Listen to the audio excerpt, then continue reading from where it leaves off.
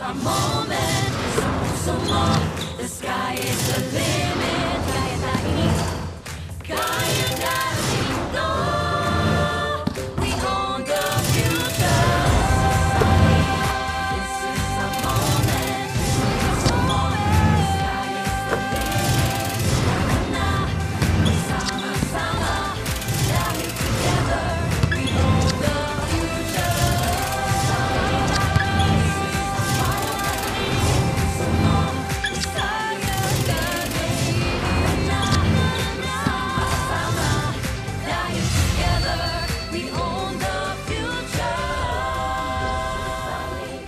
Good morning, NCAA fans! We are once again saying hello from the Phil Oil Eco Center here in San Juan City as we are all set for game day number 35 in NCAA Season 100 Siglo Uno, inspiring legacies. As we head closer to the Final Four race, the games get even more important as in our first game. On this morning, mapapanood po natin ang Kolehiyo de San Juan de Letran na sasabak sa aksyon kontra sa Emilio Aguinaldo College.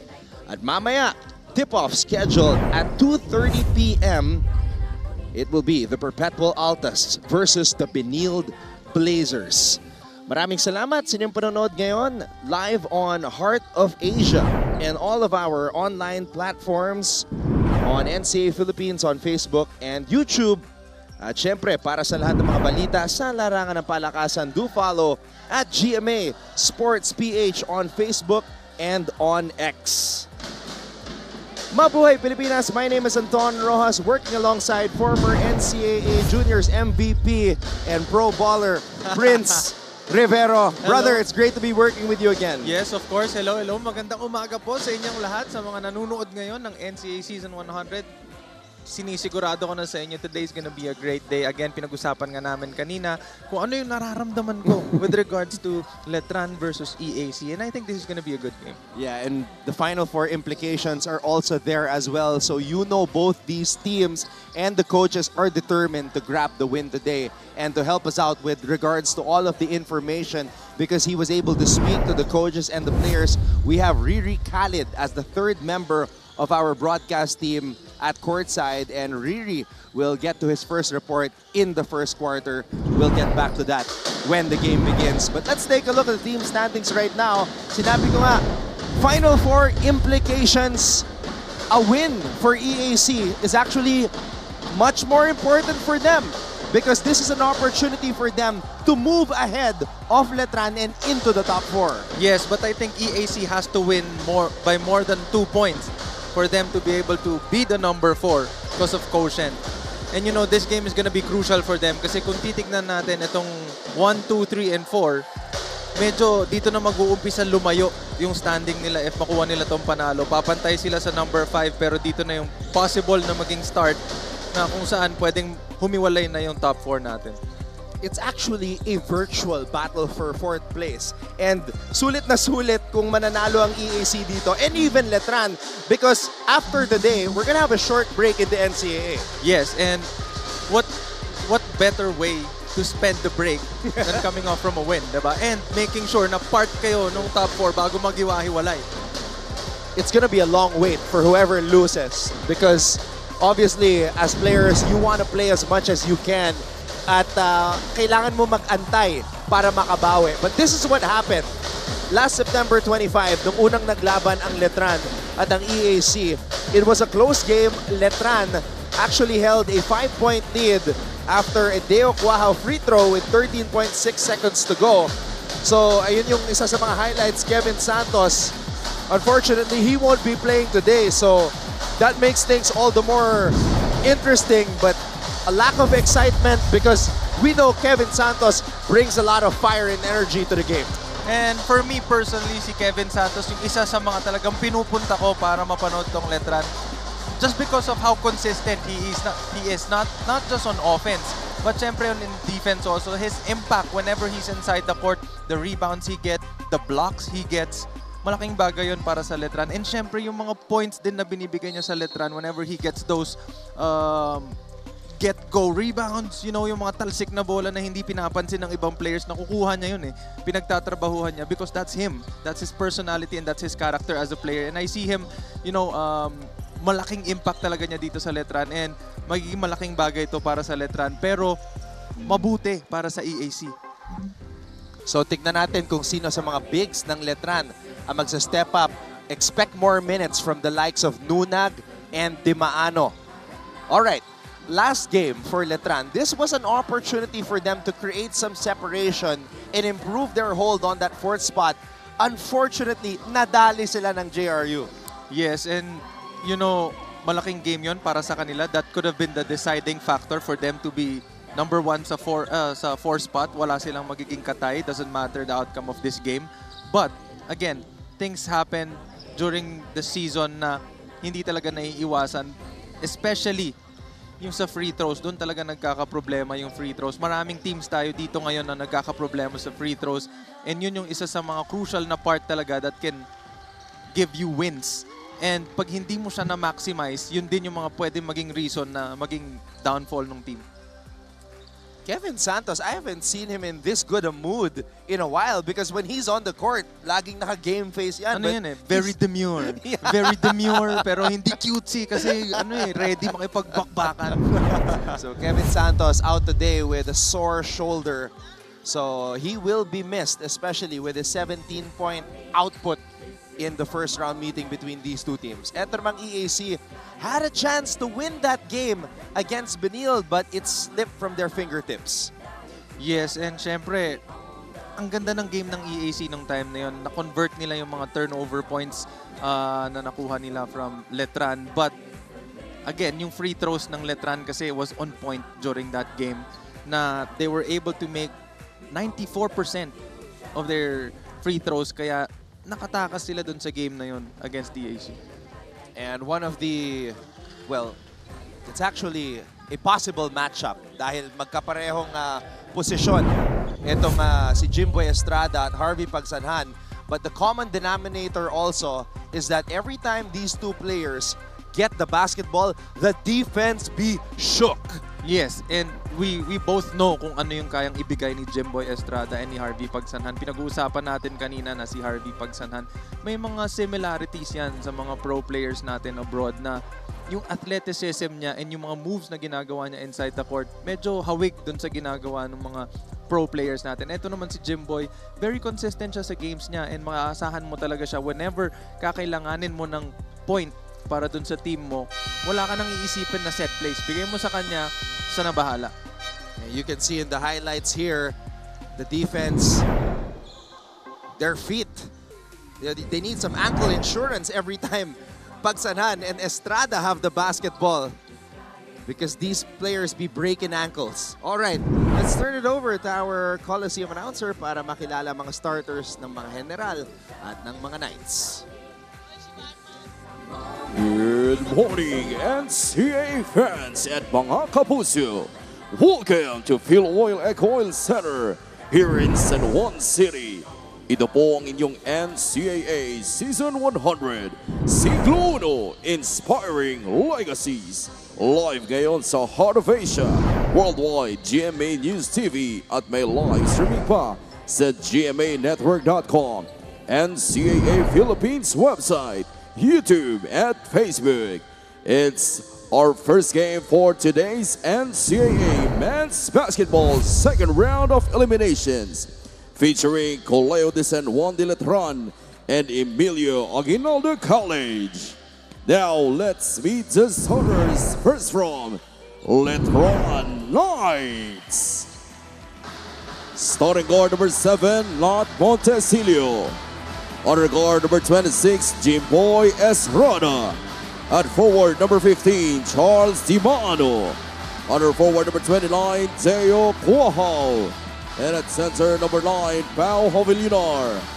Head coach for Letran Knights is Allen Ricardo. And now let's meet the starters from the EAC Generals.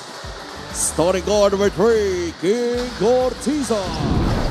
Under guard number 88, No Kevin Santos today. Santos is averaging 8.6 points per game and 6.9 rebounds per outing and 2.5 blocks. So he will be missed, but Coach Alan Ricardo starting off with Di Maano and Javillanar. Magtatandem itong dalawang to help out with regards to the rebounding situation. Yes, and I think that's a good idea, no? Para kay Coach Allen na gamitin na 5 muna itong si Pau Javillanar. And we've all known what Pau can bring to the game. And siya yung mga type ng player din na nare-recognize ko because somehow I see some may nakikita ako na attributes niya na syempre nagagawa ko din nung college ako. And yun yung mga mahilig siyang mag-take care talaga dun sa mga small things. And malaking bagay yun. Here we go. Javillanar and Loristo will jump it up. And positioning pa lang sa jump ball.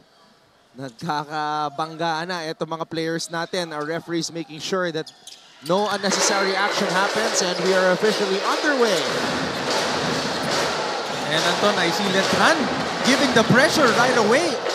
And Montecillo picks the pocket of Kyle Ochavo. Siguro natuto na tong Letran sa dami ng binigay sa kanila na turnover ng EAC last game.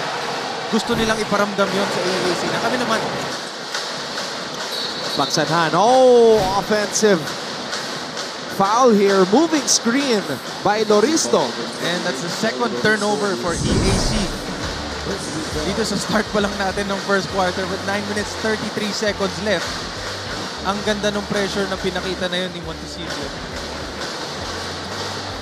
Aggressive drive by Harvey Pagsanhan. Unfortunately, Loristo called for a moving pick. Estrada. Wow. Montecillo for 3. And Loristo comes up with the board.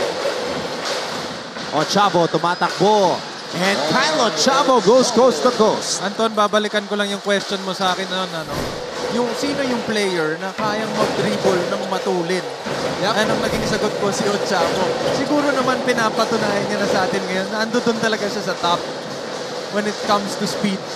Wala walang makahabol sa kanya. And here he is again. Ochavo deciding to step on the brakes though and set up his teammates. He passes it out to Gurtiza and Ochavo. Offensive rebound. Smallest guy on the floor. Balik sa kanya ang bola. Ochavo. Sidestep.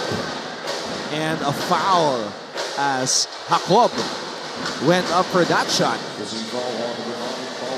And Anton, one of the things na tumatak talaga sa utak ko the beginning of the season up to now is summer pa lang, nakikita ko na yung to si Ochavo na nagpo-post na siya ng preparation niya for the NCAA. And during nakikita ko yung mga videos niya ng mga workouts niya, palagi ko siyang sinasabi na parang tong player na to, hindi man niya nakuha yung height na mataas, pero yung heart and yung passion niya dun sa sport, ando dun eh. So alam ko talaga na may maibibigay siya. Samantala, Jacob missing 2 free throws. So the count stays at 2-all. Estrada. Using the screen. Estrada for 3. Misfires. Let's get this first courtside update from Riri Khalid. Anton and Prince, with both of these teams coming from a losing match, paniguradong gutom ang magkabilang kumanan para manalo. Now talking about hunger to win, sinegoy ko muna rito sa ating mga coaches kung may ingredients ba, kung para sa kanila, ano ba ang 3 main ingredients ng isang magandang laro. Para kay EAC Generals head coach Gerson Cabiltes, it's the heart to play mixed with passion and top with discipline. On the other hand, para naman kay Letran Knights head coach Alan Ricardo, it's the attitude with a sprinkle of right body language at syempre ang puso. Now that we have their 3 ingredients, kaninong basketball recipe kaya ang mananaig ngayong araw? Chefs, coaches, you have 4 quarters to cook your win. Anton and Prince, balik sa inyo. So, which concoction do you like better, Prince? You know, based on what I heard, parehas sila well said yung pagkakasabi. The other coach said attitude and yung discipline. And the other one naman is yung grit and yung willingness to win. And I think parehas yan, kailangan yan sa isang team para recipe for success. And so far, both teams are showing those types of characters that are in this game. Harvey Pagsanhan scoring on that floater. And I can see EAC now starting with the zone defense as early as 6 minutes and 30 seconds left pa sa first quarter. Estrada. Oh! Passing it straight to Coach Alan Ricardo. And Coach Allen ready to give that hockey pass to wow! Ang alam ko sinasabi nila, include your teammates, hindi include your coach.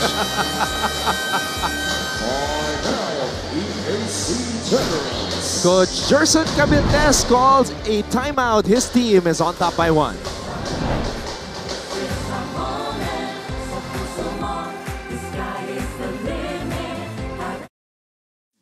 Kilalang-kilala ngayon si Carlos Yulo sa kanyang double gold sa Paris. Pero alam nyo ba na mayroon nang naunang Carlos na naglaro sa Olympics na tubong NCAA? Siya'y walang iba kundi si Carlos Caloy Loizaga na nagpa-champion sa San Beda Red Lions ng 3 beses noong 1950s.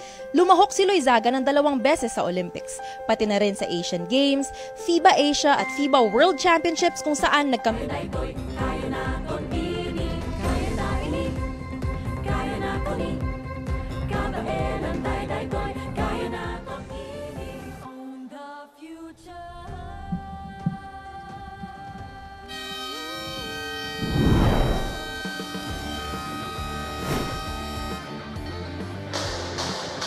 Now, after seeing that replay, Coach Allen was standing beside or behind the referee. So, I don't know what Jimboy Estrada saw. I think medyo nakita lang niya yung silhouette eh. Akala niya ng teammate niya. Pero it happens to the best of us.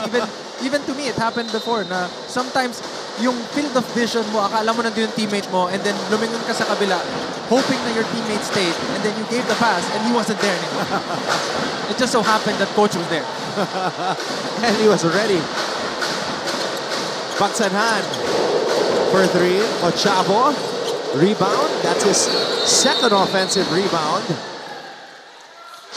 Now, Prince, during the break, you talked about how the zone of EAC has been effective so far against Letran. Yes, and you know, if I was Coach Gerson, I'd do the same thing. Hanggat hindi pa tumatama si Quahaw, I'd stay on that zone. But once na tumama na si Quahaw, dun na ako mag-a-adjust. Kasi tsaka pa lang tayo magkakaroon ng changes kapag naging effective na yung ginagawa nila. And if hindi siya effective, bakit papalitan mo, di ba? And Jimboy Estrada's not really a three-point shooter. Most of his baskets are within the arc or inside the arc. Oh! Loristo with a rejection. He blocked it from the top. Pagsanhan missing.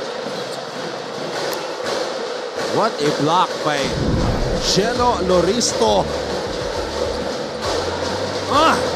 Give me that. Yun yung sinasabi ng mga coaches eh. Kapag nilay up yung kalaban mo, it's either tumayo ka lang, huwag ka nang tumalon, or abutin mo sa taas. Which literally, that's what he did. Nasa pinakataas, peak. Nasa peak yung bola nung tinapal niya. Now EAC switching it up here. And they go back to the zone. You see Ochavo pressuring by himself. Montecillo, extra pass. That's the guy you want to shoot. EAC got lucky. Quahaw unable to knock it down. Pagsanhan. Wow!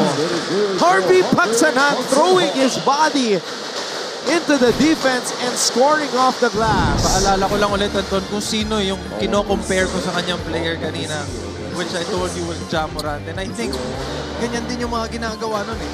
Tatalon muna siya, aantayin niyang sumabay sa kanyang defender. Sino mas matagal ang hang time sa atin? And then, tsaka niya ititira, which he did perfectly. That was a tough shot, but way to make that drive. He flew in chest first into the defender. If you have a good posture as he does, you do the same thing. Look at how straight his back is.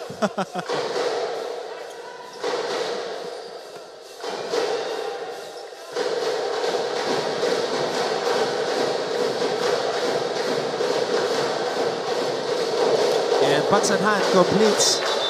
Oh no, the three-point play. Ochavo holding on to his midsection.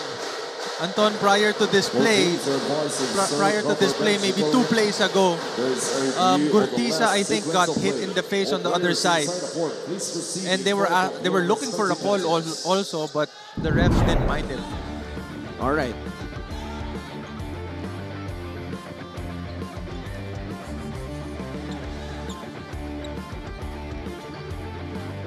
So Havilanar putting his forearm on the midsection of Ochavo.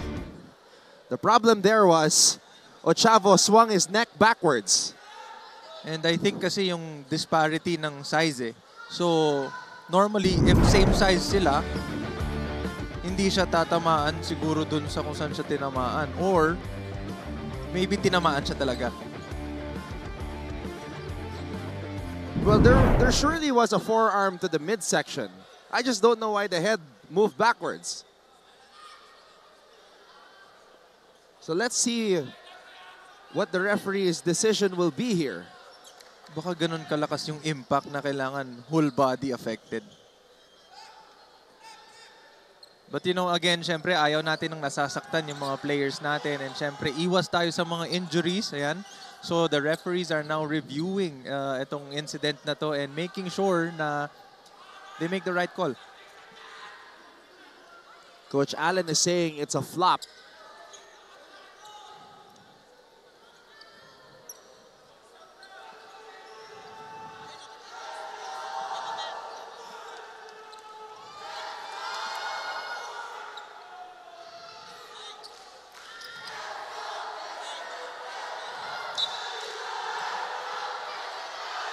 And the referees say yes, it was a flop. Warning on number 88, Kyle Ochavo for faking. And we go back to my initial explanation. It was the midsection that was hit, but it was the head that moved. There was a whiplash.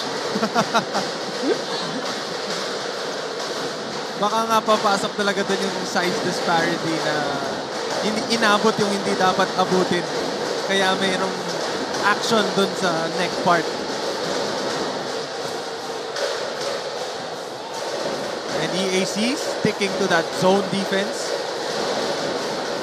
Oh, munti ka na yun. And so far, it's effective for them. EAC Generals basketball.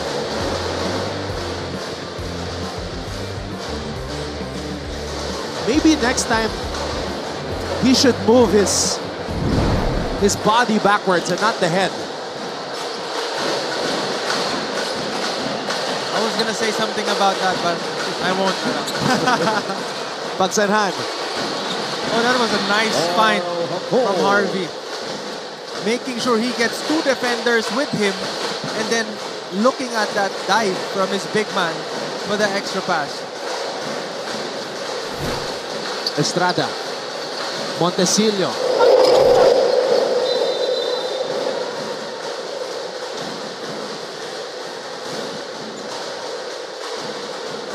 Pushing foul number 15, Charles Devon, his first whistle foul. 3 all Letran Knights. David Dillard replacing Jalo Loriso. 6-point lead for EAC.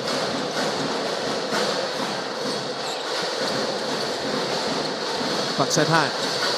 That was a very smart play by Harvey Pagsanhan. He made sure he isolated on one side na walang tao sa corner for that 2-man game empty corner na magbibigay sa kanya ng open roller. But they executed perfectly. Letran trying to figure out this zone of the EAC Generals. Wow to Estrada. Wow for 3. And that's what they need to happen. That was a perfect positioning for Letran, you know. Paulo Javellinar was staying in his post position and the other big staying in the free throw line, making sure na yung tao nila hindi makakapag-rotate dito kay Kuaha once the ball is reversed to him. Etilag, Jacob. Estrada comes up with a rebound.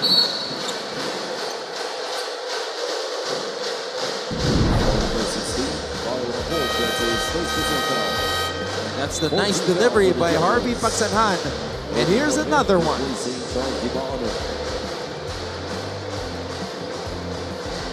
At ito naman, yung unang 3 puntos ni Deo Cuajao.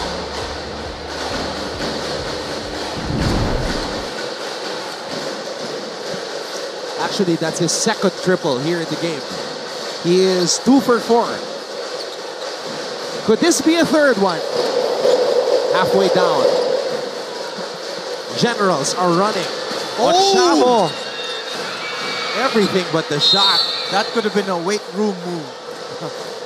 You know when they say, yep, you have to hit the weight room after that bump.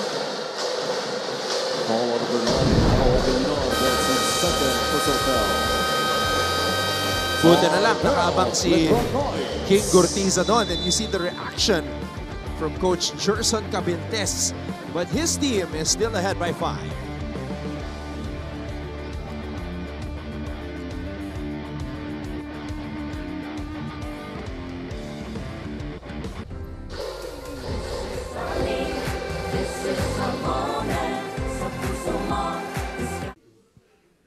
Ang unang pumapasok sa isipan pag NCAA ang napag-uusapan ay basketball. Pero kahit sa ibang larangan ng palakasan, lalaban pa rin ang NCAA. Tignan nyo ang tubong mapuwa na si Chess Grandmaster Eugene Torre na isa ng Hall of Famer, ang taga-College of...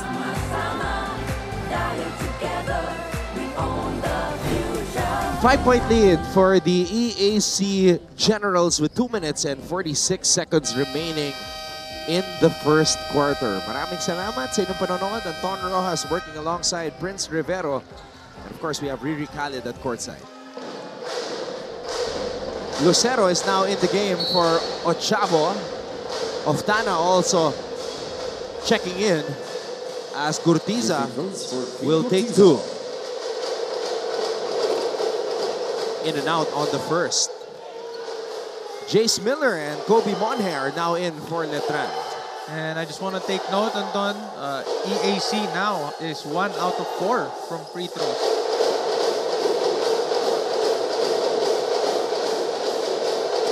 And that's what killed them in the first round meeting. So something to monitor as we move forward in this 1 game. out of 5. Estrada. The zone has disrupted the flow of Jimboy Estrada. Normally, he gets a lot of one-on-one opportunities pag man-to-man ang depensa ng kalaban. And the easiest way to break the zone is as soon as they make the basket, you don't let them set the zone. You have to change the pace and make sure na yung pace mas mabilis kaysa dun sa kalaban mo na nagsiset up ng zone. Or you have to make your shots outside. Because if you make 1, 2, or 3 shots outside, for sure, Coach Gerson's going to be changing his defense.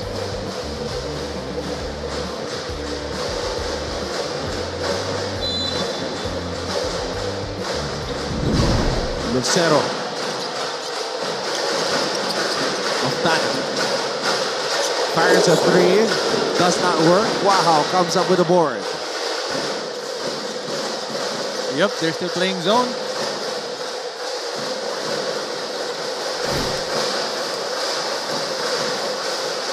Now, this type of offense is the basic zone breaker play. When you put a guy in the high mid post na kung saan he has to touch the ball in order for the zone defense to collapse and for them to see the open shooters on the outside. Lucero, drop pass. Miller diving on the floor. Monhe in a tug of war for the leather.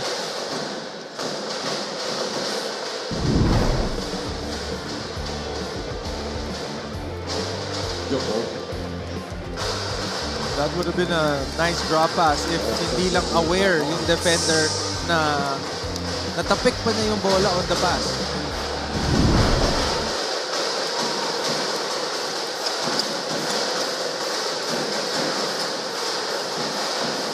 Estrada. Miller. Estrada. Inside pass, Nunag.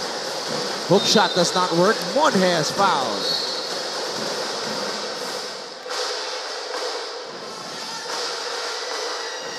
Foul number 3, King Gutiza. That's his first personal foul. Substitution. Together with Nico Pinal, starts in the morning for the EAC Generals. Warning on number 3, King Gutiza for unsportsmanlike behavior. So King Gurtiza has just been warned for unsportsmanlike behavior as he walks back to the bench. And as I'm watching the replay, I can see why he got the warning, because he was asking the ref na bakit may tawag.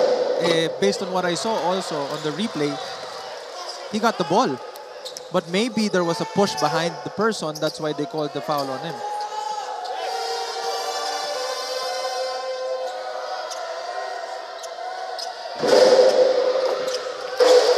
Monje sinks the free throw.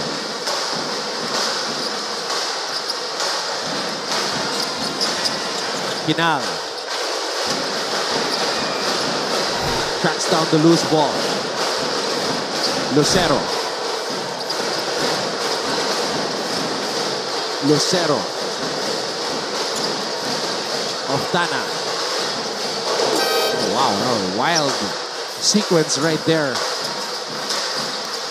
Estrada. Nowhere to go. Ito na yung pace na sinasabi ko sa'yo, Anton, kanina. Imagine how he was able to get that drive kasi hindi pa nakaset yung zone. So hindi pa nila alam ngayon kung alin yung part ng court na kailangan nilang bantayan kasi hindi pa sila nakaset up. Miller for 3. Air ball.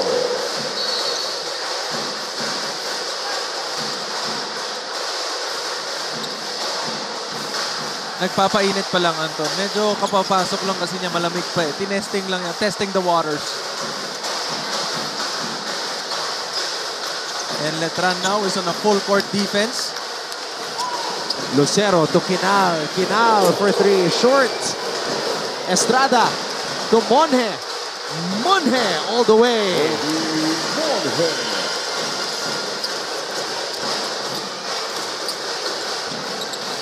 Just a 2-point lead now for the Generals. Letran taking it one possession at a time, making sure they get a turnover of EAC or a good defensive rebound. That's a double block. Lucero, floater. Up and in.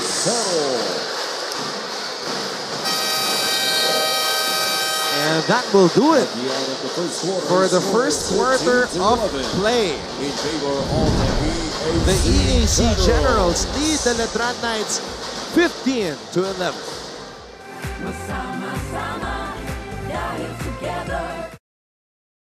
Nabuo ang samahan ng NCAA at GMA noong 2020 sa kasagsagan ng COVID-19 pandemic kung kailan pinagbawal lahat ng face-to-face events. Ngunit kung ang ibang mga liga ay nagkansela ng kanilang mga season, itinuloy pa rin ang NCAA Season 96 Rise Up Stronger. Online, ginawa ang halos lahat ng mga sports events kasama na ang opening ceremony. Nagkaroon din ng virtual chess at taekwondo tournament at live basketball at volleyball skills challenge na alinsunod pa rin sa mga health protocols. Yan ang NCAA sa siglo 1. Alam niyo ba na meron ding kapuso stars ang nag-aral sa NCAA schools? Ilan sa mga ito ay sina Yasser Marta na naging team B ng San Sebastian bago lumipat sa LPU. Si Anthony Rosaldo naman ay galing sa Arellano at si Rocco Nasino na naging Mr. Mapua pa. Mga perpetualites naman sina Kailin Alcantara at Shaira Diaz, habang tubong St. Benilde sina El Villanueva at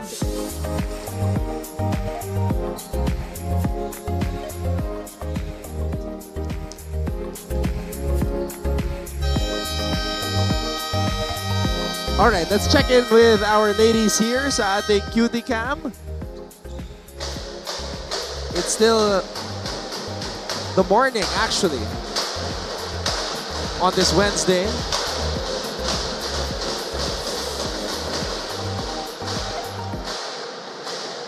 So we're ready for the second quarter.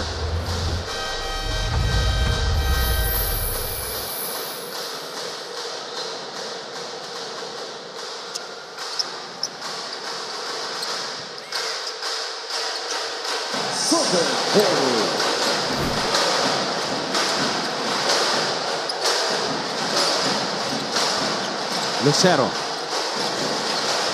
Kinal. Lucero. Lucero accelerates. And Lucero creates an opportunity for his teammate. And Nilag. You know, that's the basic movement of a dribble drive and a loop kind of thing. You know, the moment your guard attacks one side, if it's going baseline, the big guy should be able to loop going up to the middle because his defender is probably gonna help. And they found that and they made a basket and a free throw because of that.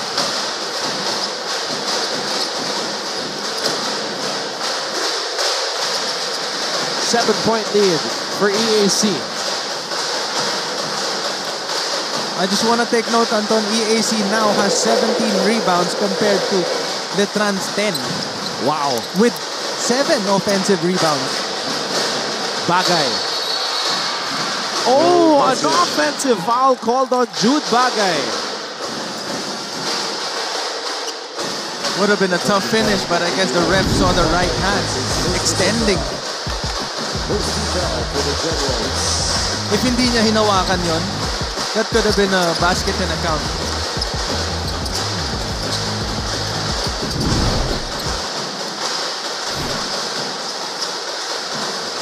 Estrada. Estrada. Monhe. Drop pass. Nunag with the finish. And Letran making sure they do the same thing with that drive and drop. Lucero. Not that time.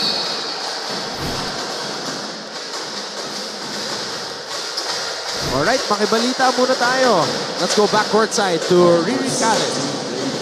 And Don and Chris, the last time the EAC Generals had a match, you guys asked saan ba nanggaling itong jersey number ni Axel Doromal. I hope you guys are ready for some math. Dahil alam nyo ba na ang jersey number ni Axel Doromal ay nanggaling sa pinagsama-samang birthdays. His dad was born on November 13, his mom on January 16, his sister on May 22, his brother on August 4, and Axel was born on April 6. Adding all that with a little bit of math powers to total these dates, you get Axel Doromal's jersey number 61. Now wearing this jersey number gives motivation and confidence ayon niya kay Doromal dahil ramdam niya sa bawat paggalaw sa court na kasama niya ang kanyang pamilya. Yan muna rito sa courtside. Balik sa inyo, Anton and Prince. Interesting bit of trivia there from Riri. And I just did some math with my calculator. I literally did. And it adds up to 61. Actually, ngayon ko lang narinig yung ganong system and getting a jersey number. Kasi normally, birthday mo, birthday ng significant other. Pero yung sa kanya, tinotal niya lahat kung ano yung mga birth dates. Yeah, the birth date, not the month. Yeah, the birth date. That birth So date. you add up all the dates, it really adds up to 61. That's crazy. And that's too high of a number for a person to just make it up. I just wish Axel was healthy because he has been unhealthy pretty much the entire season, dealing with a hamstring issue. So hindi siya yung Axel Doromal na number 2 scorer when he was with Arellano. And again, sometimes yan yung toll na matitake ng body mo eh. Yung nasobrahan ka na or kulang sa pahinga. Diyan papasok yung management mo on and off the court. Estrada. Drop pass. Another good find. And Kobe Monhe. This is now a 4-0 run para sa Letran.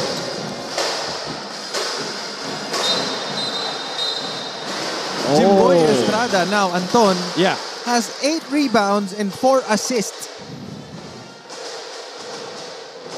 I think the zone was one of the objectives is to stop yung one-on-one ni Jimboy. Yes, and so far, na-maximize na yon by them making sure the pace is faster than EAC's defense.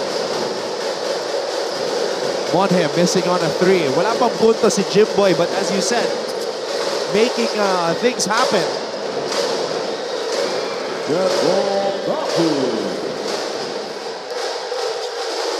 But again, EAC's defense now is very effective na si Kuahaw pa lang ang nakakashoot sa labas from Letran. And I think that's their main point kasi ang Letran, meron silang 32% sa 3-point line. And so far, dalawa pa lang yung nasushoot nila out of 11 shots.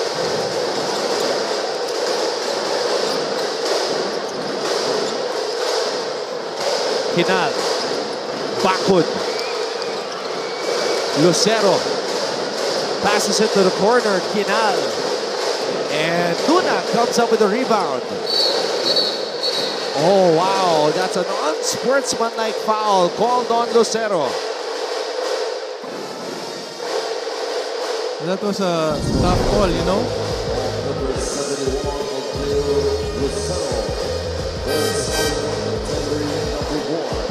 Sometimes that happens eh. Yung gusto mo siyang unahan sa spot, pero dahil mabilis siya because he's going, alam mo no, downhill, minsan na-delay ka eh, to the point na wala ka ng chance but to have contact with the offense, resulting to this kinds of calls.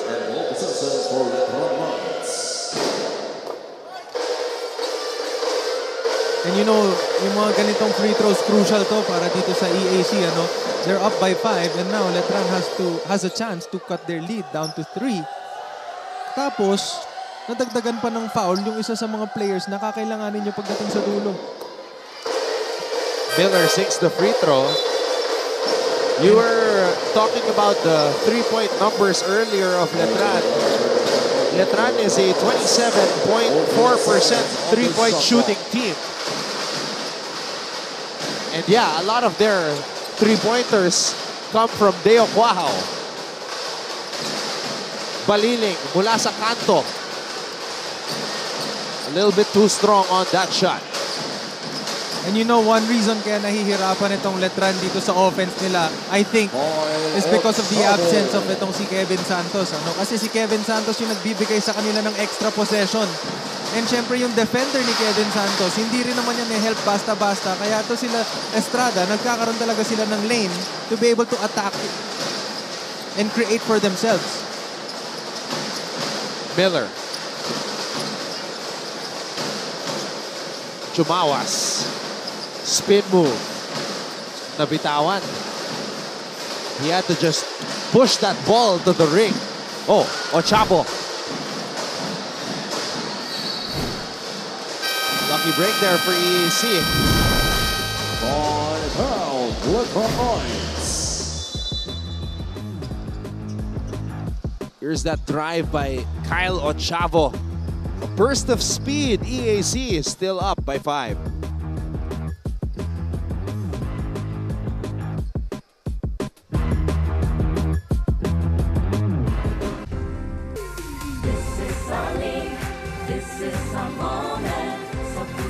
Kung sa Season 99 ay may new heroes of the game, itong unang siglo ay meron ding OG heroes ang NCAA. Hindi lang kasi mga sports legends at mga sikat na celebrities ang naging bunga ng NCAA schools, kundi pati na rin ang mga pambansang bayani ng Pilipinas at dating presidente. We have the management committee representative of Colegio de San Juan de Letran, Father Vic Calvo. And he's hoping that the Knights pick up this win before we head into a break. At ayan naman po si Sir Frank Gusi of Perpetual.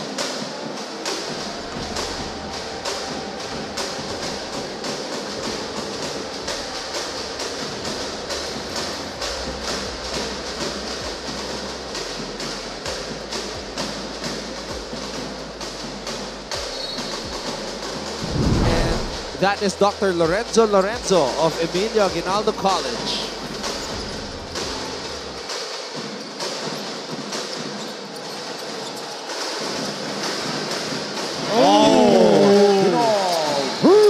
Nico Kinal drains the 3 falling down. And you know, Nico Kinal is one of the high percentage sa 3 points para dito sa EAC.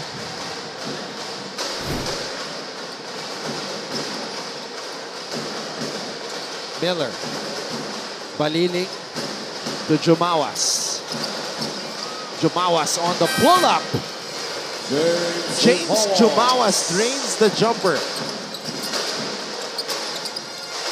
Yan yung mga tough shot na pag na-shoot ng kalaban, sinasabi ng coach, good defense, wala ka nang ibang hihingin pa sa akin. Pero may sagot. Pero sinagot ni Oftana ng isa pang 3 points. There's Axel Dormal, still yet to see action today.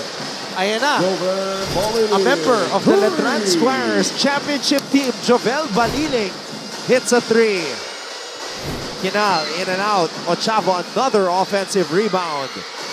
Oh, right now the Generals just beating the Knights on the boards.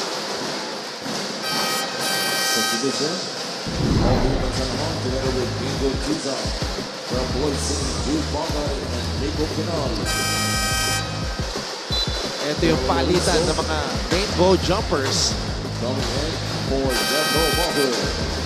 And Oftana drains one from the left wing.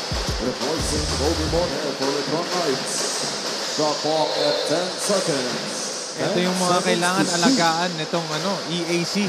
Yung lamang nila na ganito kasi pag uminit na yan si Quahaw at si Estrada, mahihirapan silang stop yan. Oftana, right in the face of Dimaano. EAC with a percentage of 30.39 3-point makes per game. Wow. The Generals leading for majority of this game. Jumawas gets blocked.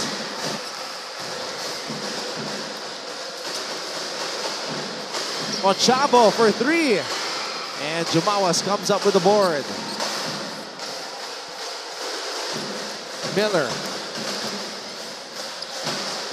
Miller. And he is fouled.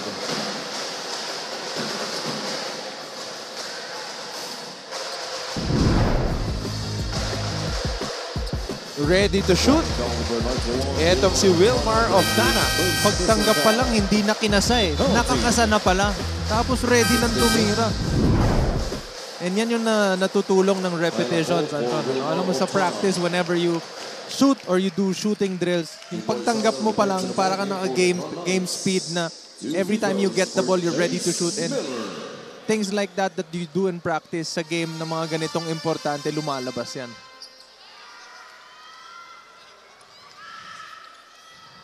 Jace Miller playing extended minutes here as he sinks the first free throw.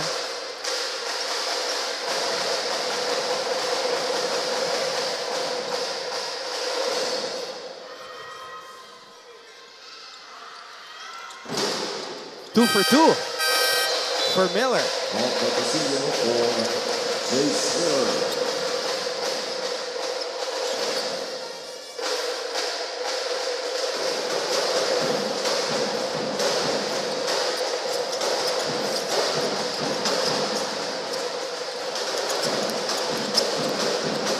Pagsanhan. Ochavo. Harvey, left wing 3. Estrada has the basketball. Estrada, bounce pass to Montesillo. Look at Paolo Habil-Nirnar making sure he gets the positioning inside. But Letran, hindi nila nakikita na na-open dun si Pau. Pero nakuha ni Pau yung defender, giving chance to the shooters outside na walang rotate. And EAC calls a timeout after that 3.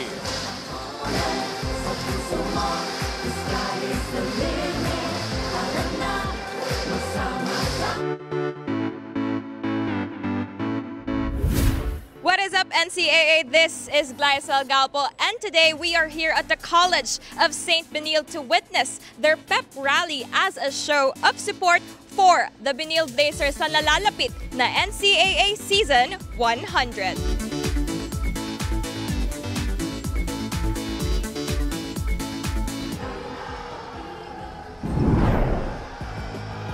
Estrada swings the ball to Nat Montesillo, who drains the 3.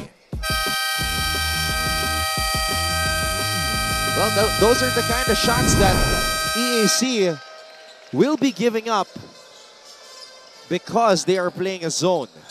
Yes, and again, binanggit mo kanina yung percentage nitong Letran, ano?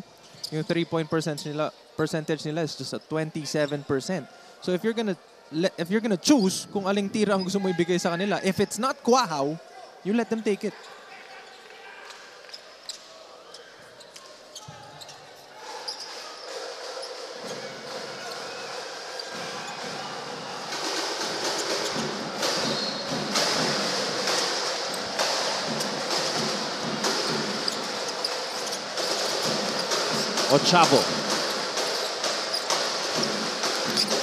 Ochavo saves it to the wrong man.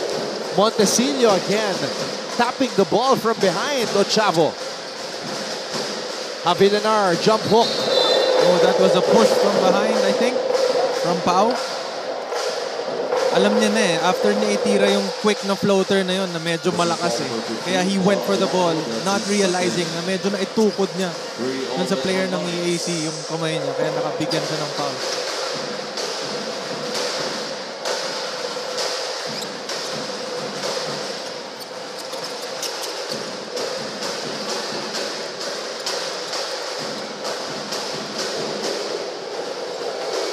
Ochavo. Letran is the one playing zone now. La pass. Avilanar taps it to Baliling.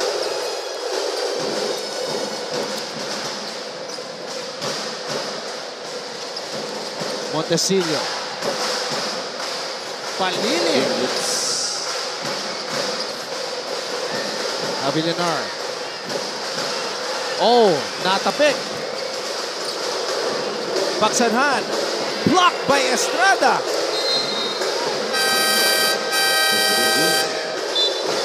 Binanggit ko kanina, no, yung klase ng drives nitong ni Pagsanhan. Yung abutin mo sa taas kung gusto mo. Pero challenge na nitong ni Estrada at kinuha talaga sa taas. Well, that's gonna show up in our awesome plays. Gurtiza fadeaway. And Axel Dormal is now in the game for the first time.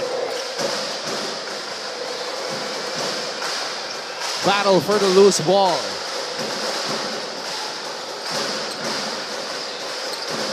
Montecillo. Montecillo throws it to the corner. Baliling for three. And an offensive rebound para kay Avilanar. Montecillo, drop pass, Di Maano.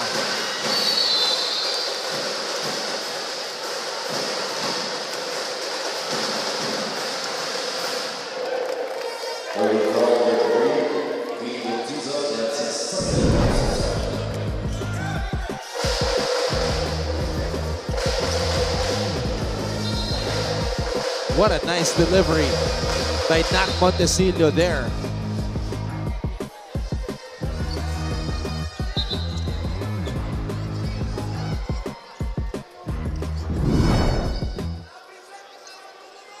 This is here on the last sequence of play. All teams are once and serve proper bench the court. All players inside the court, please proceed in front of your respective judges.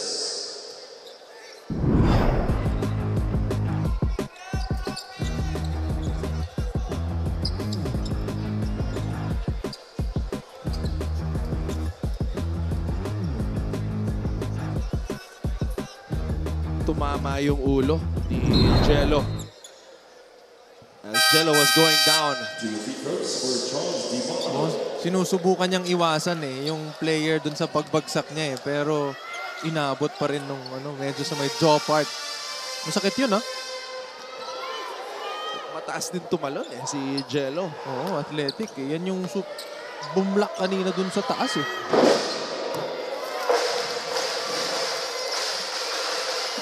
Free throw sprints continues to be a factor in this game favoring Letran. And so far, Letran has made 5 out of 6 free throws. Make that 6 out of 7 with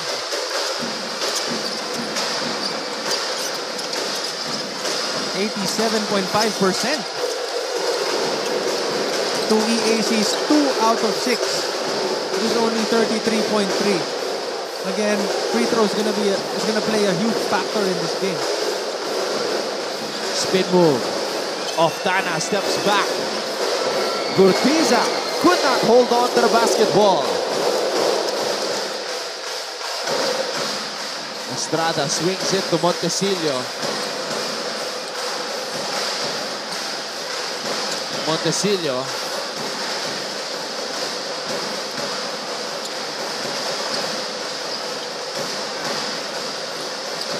Oh.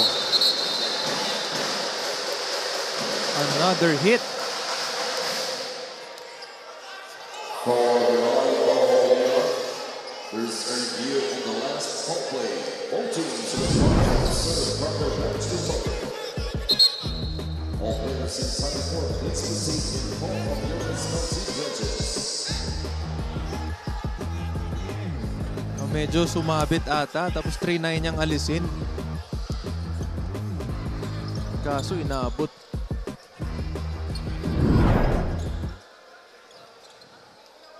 So Havilanar involved.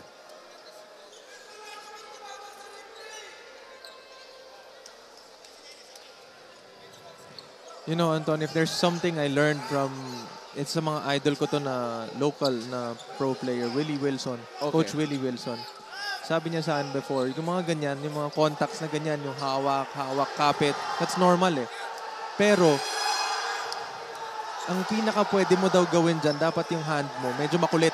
So, you can't keep your hand in the same place for a long time. Kasi if you do, chances are yan. Pag humawak ka ng masyadong matagal dyan, pwede ka nilang i-hook, pwede ka nilang mabigyan ng mga chop. Pero if makulit yung kamay mo, like you use your right and then left, and then right and then left, hindi nila alam kung paano or kung paano ita-time, kung kailan ka nila i-hook, kailan ka nila bibigyan ng mga chop.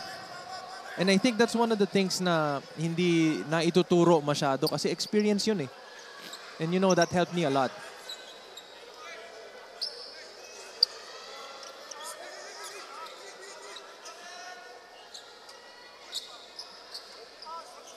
One of the players na kilala ko na magaling sa ganyan, si Jason Perkins.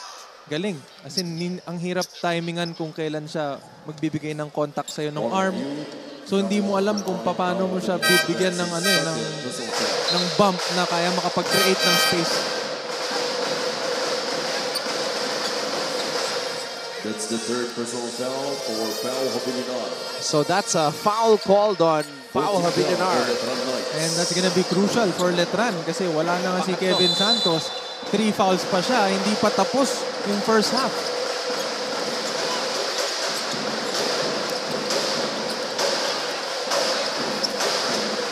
Gurtiza.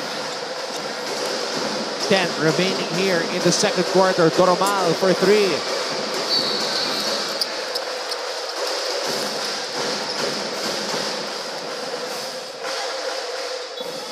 Foul on number 9, Harvey Benzanhut. That's his first personal foul. Penalty. 2 free throws for Charles DiMano.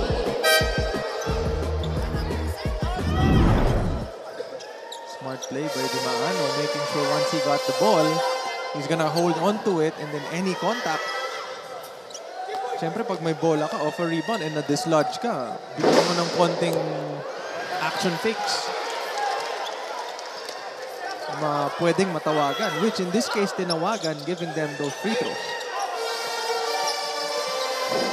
4.7 seconds remaining here in the first half. DiMano. Short on the free throw. Gurtiza has time. Gurtiza at the buzzer. Just a little bit too strong.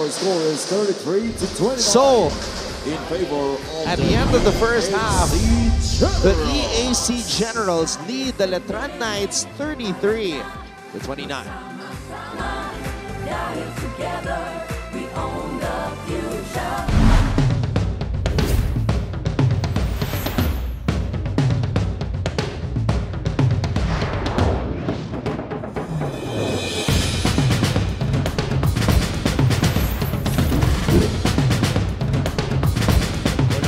kami ngayon sa big man. Kumbaga, underdog kami ngayon eh. Pero yung dala namin ngayon na sipag at puso. Medyo kinakabahan po pero wala pa po kasi po rookie po ako. Gusto ko din po may mapatunayan po ako ngayong season. Sabi ko sa kanya, ipakita nyo kung anong kaya nyo gawin. No? This is your big break, no? Para sa kanila. Then dahil maliit kami, talagang small ball ang style ng game. Most of the time, takbuhan kami. Tsaka polish namin yung shooting namin. Para small team kami, we love to play big court. Alam naman po namin na panibagong coach na naman po, pero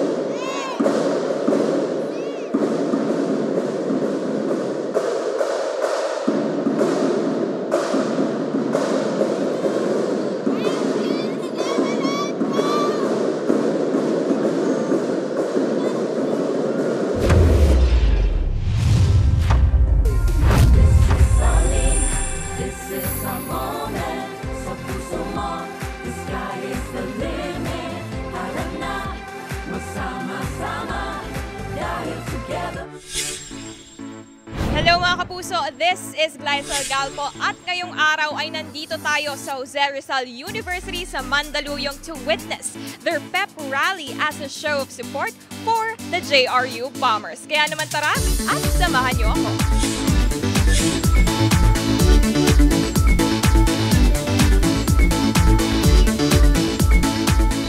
Lahat maganda yung presentasyon ng mga bawat atleta, no? Pero ang pinaka-paborito ko is how we brought joy to the JRU community. We are united and for sure, we will all support the athletes of Jose Rizal University here in Season 100.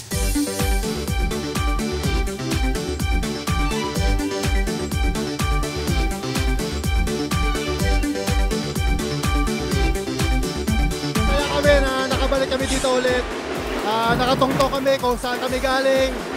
At syempre, This is a moment, sa puso mo, the sky is the limit.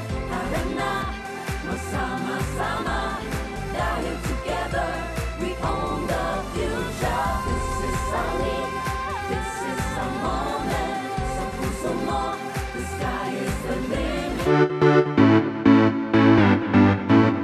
Hi mga kapuso, my name is Julia Ong and we are here today at the Lyceum of the Philippines University para makisaya at makigulo sa kanilang pep rally. Kaya tara, samahan niyo ako!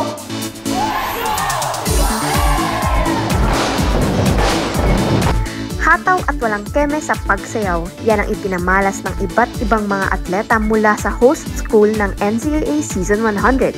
Ang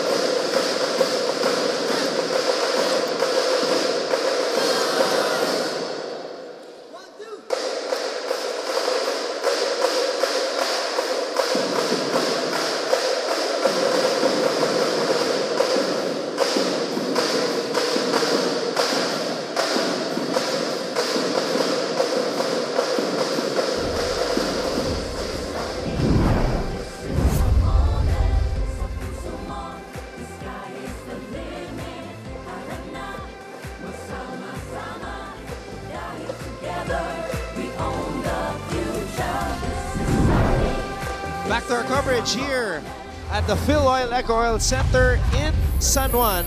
Anton Rojas working alongside Prince Rivero, and we've got Riri Khalid at courtside. 4-point lead for the Generals, who have actually led for majority of this contest. Despite this hot start, especially on defense by Letran. Yes, and Anton, naging effective talaga itong defense ng EAC when they ran the zone defense para dito sa Letran. Letran only making 4 out of their 19 3-pointers. And malaking bagay yun para dito sa EAC kasi hindi pa umiinit itong si Kwahaw, And syempre, sumubok din naman dumipensa ng zone itong Letran, pero EAC was able to maximize itong zone defense ng Letran, looking for those drop passes sa mga big man nila, which gave them an enough lead para masustain dito sa first half natin. Deo Kwahaw, 2 for 6 from beyond the arc.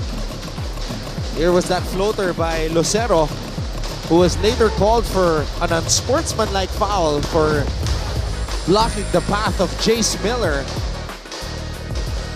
These two have been going at it since their first round matchup. And these are the type of teams na masarap panoorin kasi alam mo parehas sila.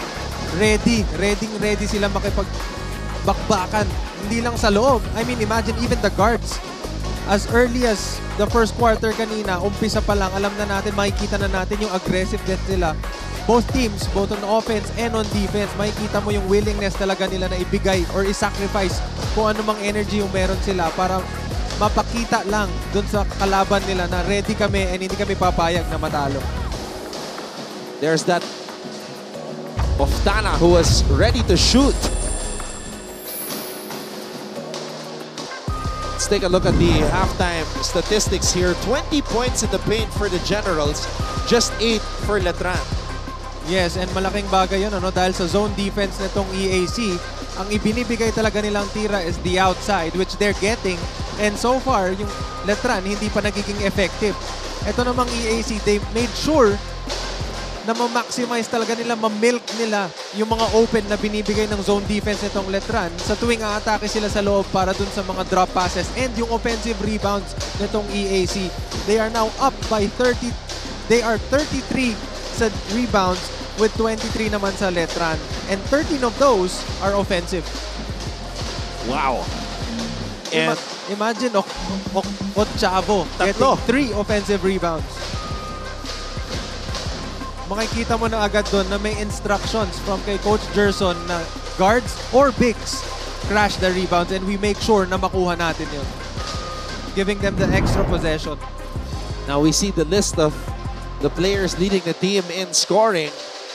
Interestingly, we do not see the name of Jimboy Estrada. He has not scored a point in this game. The zone defense making it hard for him to manufacture some points because most of his points really come from one-on-one situations.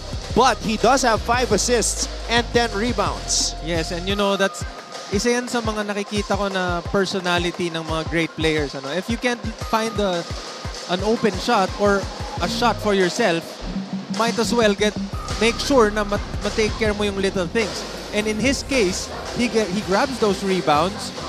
He makes those extra passes, extra drop passes to set up his teammates. And hopefully later in the game, mas mag-collapse sila dun sa big man, giving him that open layup. And here we see the numbers for Estrada and Pagsanhan. So the defense of EAC building a wall, a zone, para hindi makaporma si Estrada, but he's finding other ways to contribute. Yes, and he makes sure na involved pa rin siya dun sa offense ng Letran kahit na hindi para sa kanya.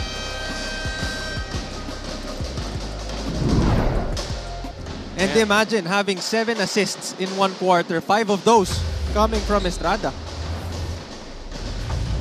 Making things happen para sa kanya mga kakampi.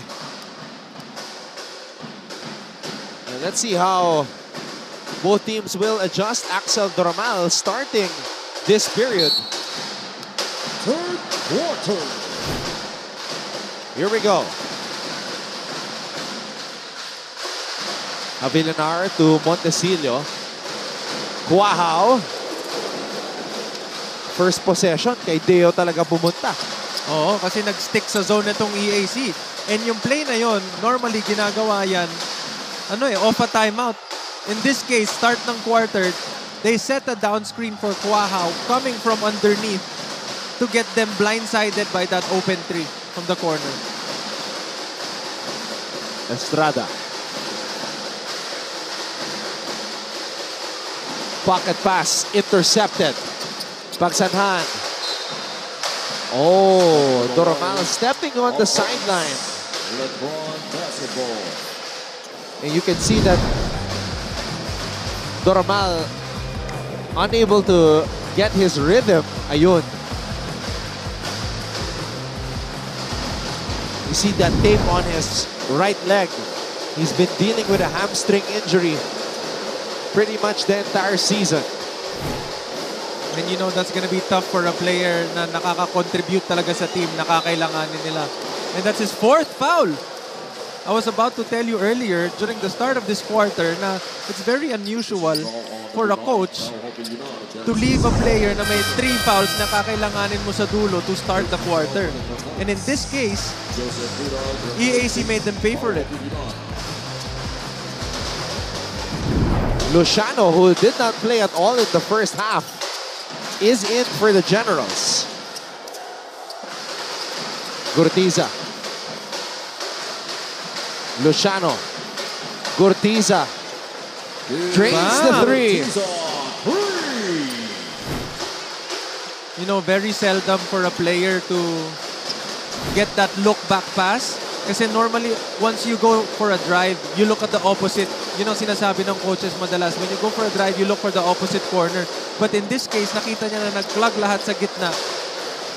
At pinasa niya dito sa same side corner with that open Gurtiza 3. So here we see Luciano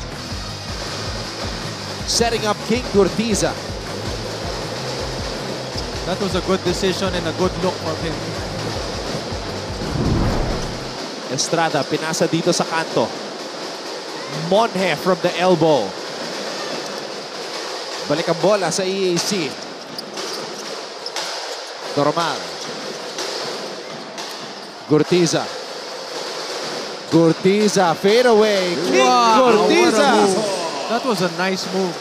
It is now a 9-point lead for the Generals as we go to Riri Khalid. Anton and Prince, in life, you get what you fight for if you are willing. Yan ang mantra ng koponan ni Coach Allen Ricardo na isinulat pa nila sa kanilang whiteboard. In the dugout, the coaching staffs emphasized they need support. The big mans were also instructed na wag maglalakad. They have to sprint, then support. Coach Allen during the timeouts emphasized the importance of rebounding. The team needs to exert more effort on their rebounds. All for now, Anton and Prince. Well, right now, whatever Coach Allen wrote on the board, mukhang nakalimutan ng kanyang mga players because they're not showing any desire to try to take this game as EAC has this 8-point advantage. And you know, I want to give credit to Coach Gerson for reading the zone defense nitong Letran, making sure na they attack inside and outside. Which in that case, they're doing a very, very good job. Fade away by King Gurtiza.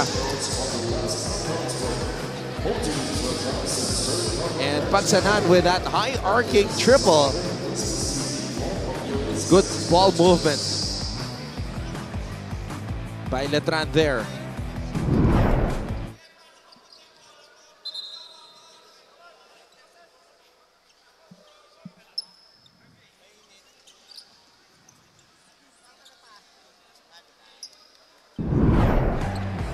Now Letran's gonna be struggling. Nawala na si Pau Villanueva. Getting his 4th foul as early as 7 minutes of the 3rd quarter.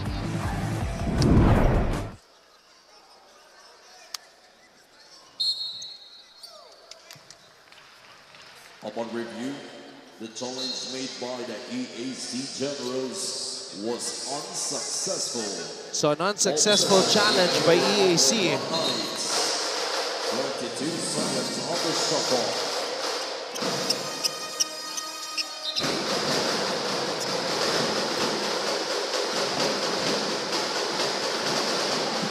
Tuloy ang ating laro. Estrada. Oh, 3 in the key. You know, that's tough for Letran. They can't seem to have a break this third quarter, ano?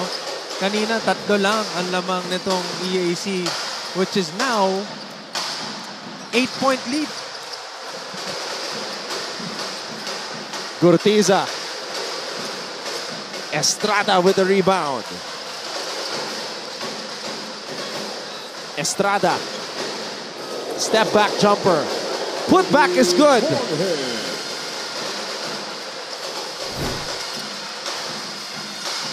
Pagsanhan. Another one. Back-to-back 3 for Harvey Pagsanhan. Kanina, aggressive siya in attacking the lanes. Ngayon naman, he's trying to look for shots from beyond the arc. And finally, Jimboy Estrada gets on the board via the three-point line. And kung nakikita mo, Anton, itong si Jimboy Estrada, no? He's working double time on offense. He's trying to look for his shots. Gurtiza. Doromal thought about it. Doromal, drop pass. And that's a turnover. Montesilio. Bola na kay Jimboy. Estrada will head to the line for the bonus. Back-to-back baskets for Jimboy Estrada. Now with 5 points. All it takes is just one shot to ignite the confidence of Mr. Estrada. And Jimboy will head to the free throw line for the bonus when we come back.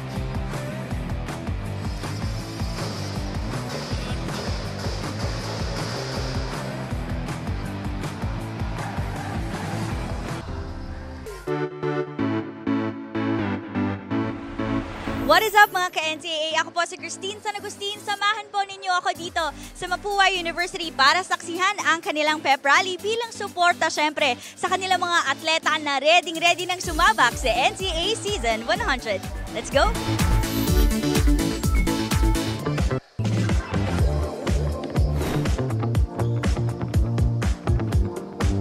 Alright, let's take a look at the ladies here sa ating Smile Cam.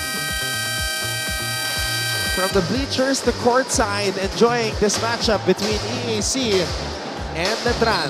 Yan, ipakita natin ang ating napakagagandang mga smile. Siyempre, para makita ng mga players natin yung support na pinapakita natin sa kanila, di ba?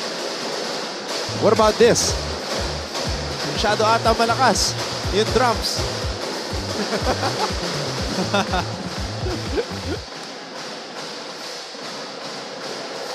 5 minutes and 16 seconds remaining here in the third. As Estrada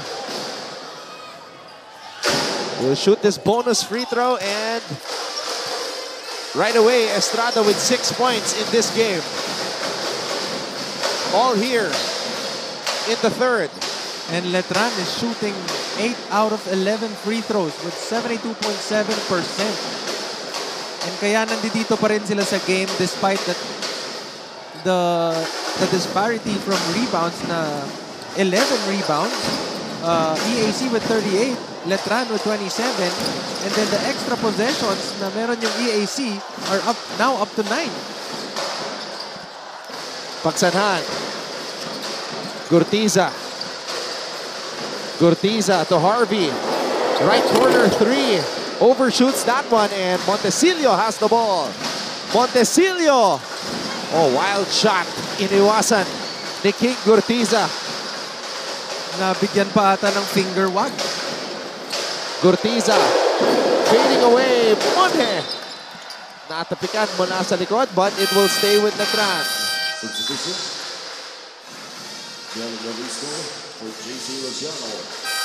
Ayan na, mukhang okay na ata siya, Anton. Legal penal for Pete Urtiza.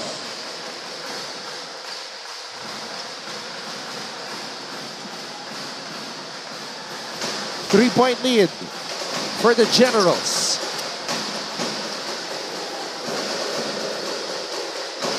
Estrada coming alive here in the third. Estrada. Montesillo. Inside pass and Nunak is able to score. Ayan, mukhang nakukuha na ng Letran yung rhythm nila na kanina pa nila inaantay. Kinal. Oftana. And Jello Loristo. Back in action.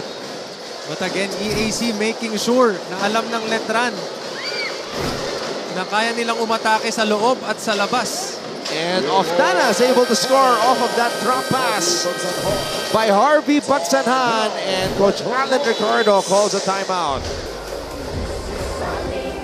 This is a moment, so puso mo, the sky is the limit.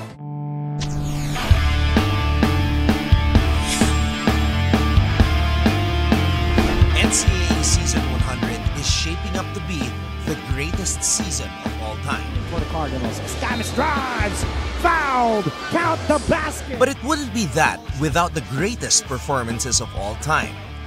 There is an abundance of talent in the league this year, and they are putting on a show every single Nico Kinal, bounce pass inside to Oftana, and then Jello Loristo with the finish. Good to see he's okay despite getting hit earlier. Oo, especially sa may sa may pangano part yun eh. And minsan people get knocked out by getting hit there. Jerson Cabintes and his EAC Generals hoping to enter the short break with the 4th spot in the standings, because that's what this game is about. Should EAC win, they will improve to 7-7. At kung matatalo naman ang Letran, they will fall to 7-8. That's why importante itong game na to para sa parehas na koponan, ano, ng EAC and Letran. Earlier, prior to Coach Allen's timeout, meron silang mini run. Pero sinagot din ng EAC ng sarili nilang run, and I think continue pa rin. Oh, Estrada with a rejection on Pagsanhan. Another rejection by Jimboy. Sabi ni Jimboy, wala man si Kevin. Ako nang bahala dun sa mga blocks na hindi niya maibibigay ngayong game. Kinal. Donag. Estrada. Letran down by 5.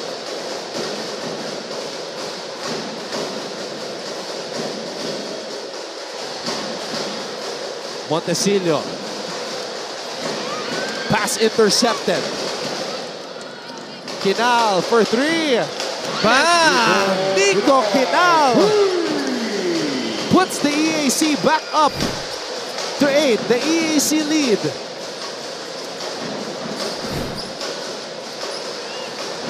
Monhe.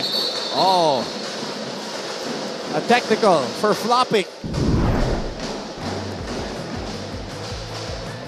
Grabe yung tapal na yun. Oh. Nasa ibabaw na ng ring yung bola. Inabot pa. That's the second impression for the EAC Generals. Yun na, tinawagan siya ng flopping doon. Oh, they got the warning na kanina eh. For Letran Knights. Technical free throw for Kobe Monhe.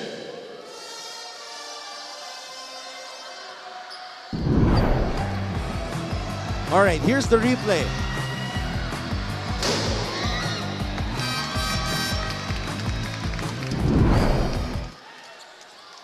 I think that was a good call from our refs. Ano?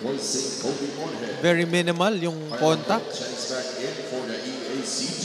So, dalawang ano na yan. Flopping ang tinawag dito sa EAC.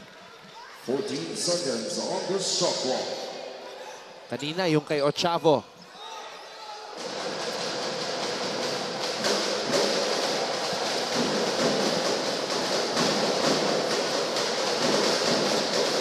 CJ Delfino is now in for the first time for Letran. Miller, short on the floater.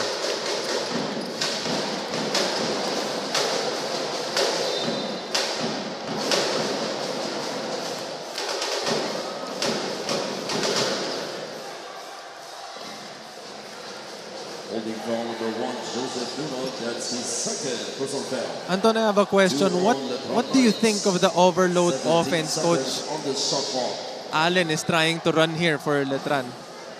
Pinapakat niya yung dalawang shooters niya sa isang side. And then yung bigs niya, wala namang movement dun sa post and dun sa high post.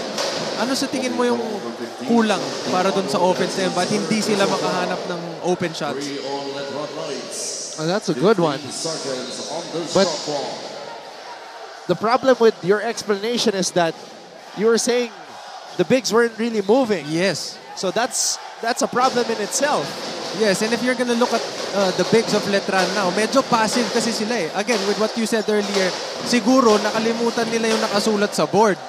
And I think that's one of the reason kung bakit parang medyo hindi sila ganun ka-aggressive.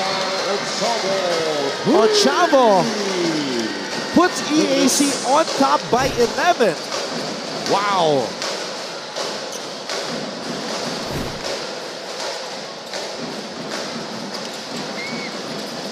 Oh, it's getting ugly.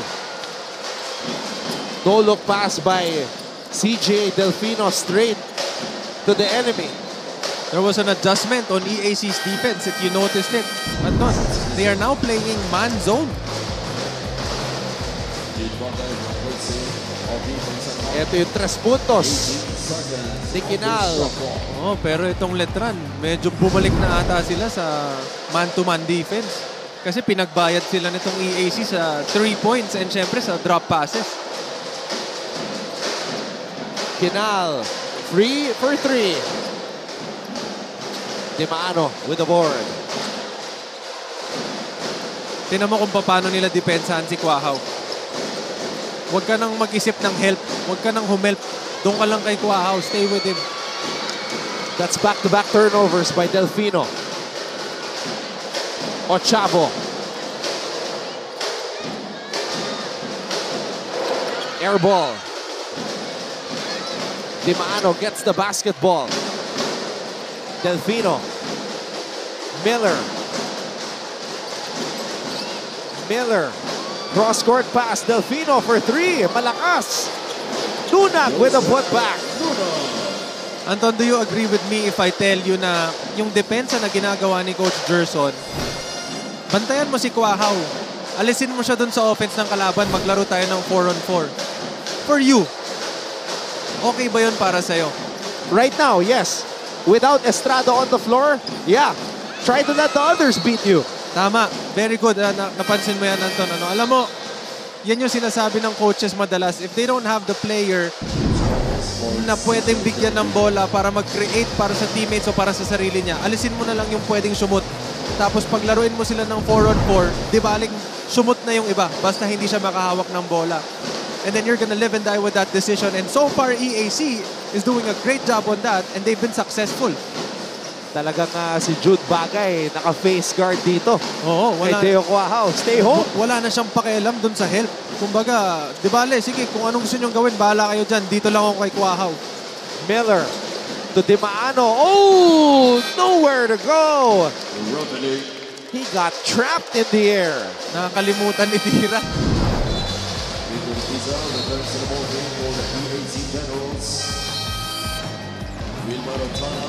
Chumawas was wide open on the left corner for 3. He could have dropped the ball to his teammate. They were beside each other. Crucial plays para dito sa Letran na dapat nako-convert nila. So Miller giving up a foul. Letran is now 1 foul away from penalty. Pero 3 seconds na lang yung natitira dito sa third quarter.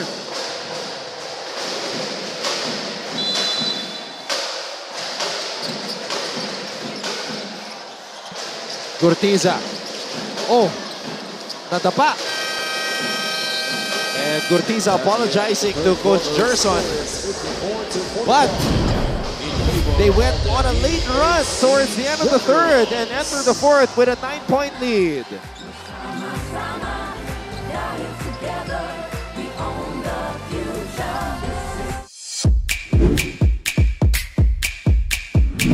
Coming into NCAA Season 100, the main theme in the mind of the league's reigning most valuable player is redemption. We coming, baby, redemption season. Yeah. You already know. Clint Escamis is looking like a man on a mission, and his endgame heroics against Perpetual showed exactly that. Escamis for three. Clint Escamis. Oh my goodness. The Mapua Cardinals are starting to find their groove behind the leadership of their floor general, as they have now won 3 straight games. Triple on the other side. Of the house. He steals this one away. Clint will zoom to the cup. Escamis has that uncanny ability of making all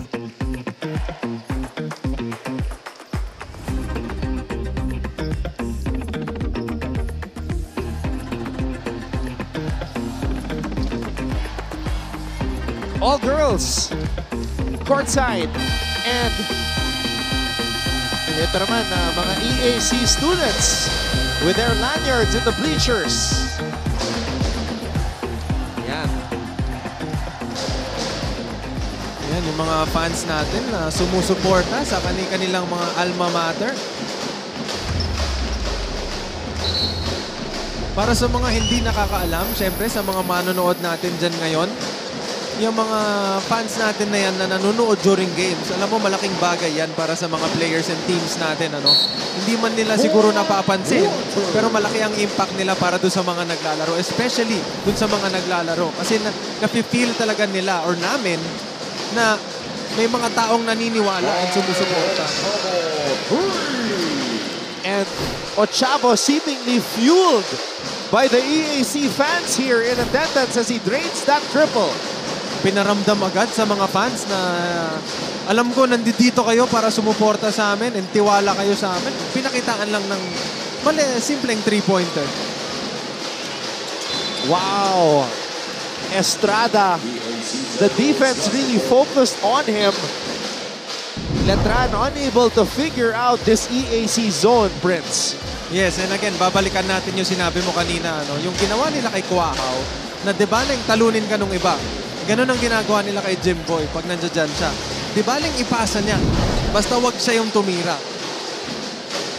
Kasi once na uminit yan si Jimboy, alam naman natin kung ano yung kaya niyang ibigay talaga. It's a 12-point lead for the Generals. This is the biggest lead in the game for EAC. For Letran Knights. 2 free throws for Carol Bristol.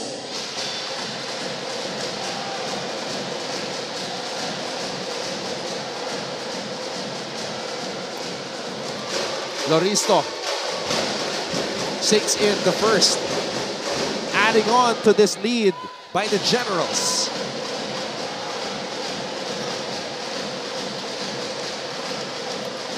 Two for two para kay Jello.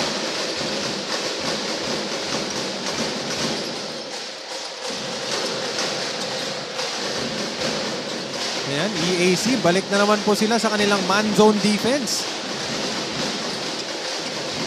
Miller spins. Estrada baseline. Too strong. Miller, the offensive rebound. Wow, atake. And a foul away from the ball. Number 28, that's his third personal foul. First team foul for EAC Generals. 14 seconds. Estrada looking for a friend. Kuahaw. Grabe yung depensa na yun kay Kuahaw, no? He was all up in Kuahaw. EAC is winning this game because of their defense. And the rebounding, Prince. And you know, malaking bagay talaga yung sinabi mo kanina, Anton, na dibaling yung teammates niya yung kumana. O yung teammates niya ang sumut, basta wag si Kuahaw at si Estrada. Miller could not complete the interception. Kinal. Miller with the rebound, and Miller was fouled. Oh, yan, good hustle. Galing dito kay ref, ano? Preventing the possibilities of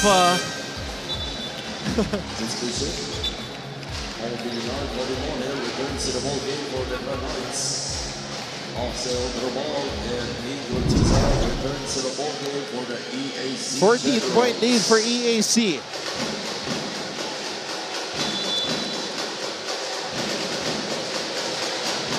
Balikan muna natin si Riri Khalid.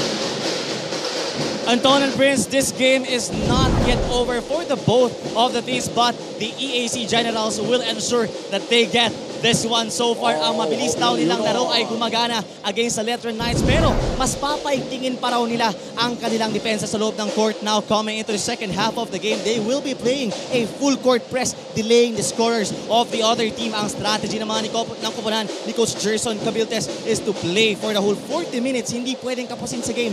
They want to sustain their play up until the last second. Kaya naman, uulitin ko, kaninong basketball recipe kaya ang mananay in today's match, mga ka-NCAA? Sabay-sabay nating abangan yan. No, back to you, Anton and Prince. So the basketball recipe of Coach Gerson Cabiltes, heart, passion, and discipline. That's exactly what his players have been showing today. And kitang-kita naman natin both on offense and on defense kung paano yung disiplina nila on sharing the ball around, yung disiplina nila sa depensa na huwag sumundot at i-make sure na ma-delay itong Letran para hindi sila makatakbo and ma-set yung pace na gusto nila. Successful sila dun sa mga yun. Remember, whoever wins this game will get solo fourth place and will enjoy that position for a while. For about a week. And alam naman natin sa mga nakakaintindi, ng mga naglalaro din, ng mga fans natin dyan na nanonood, isa sa mga pinakamasakit talaga is yung matagal na bawi galing sa talo. Kasi dadamdamin mo yun eh. Imaginein mo yung 1 week na nagsusok lang yung talo sa'yo na pwede sanang maipanalo. Pero yung pakiramdam naman ng nanalo, hindi mo maaalis yun. Kumbaga parang sobrang worth it lahat ng hard work mo.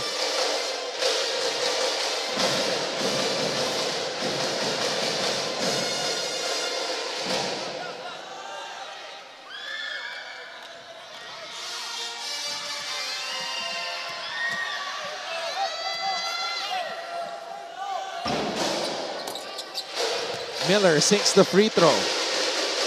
Does Letran have a run in them? Oh, nagkabanggaan doon. Jude Bagay at Jimboy Estrada.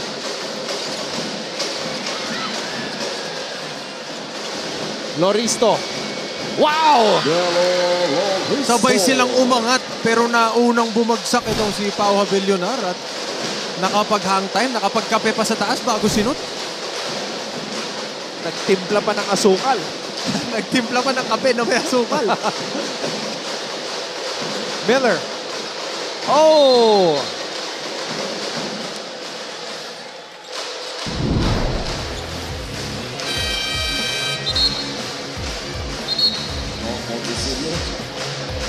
Yan o.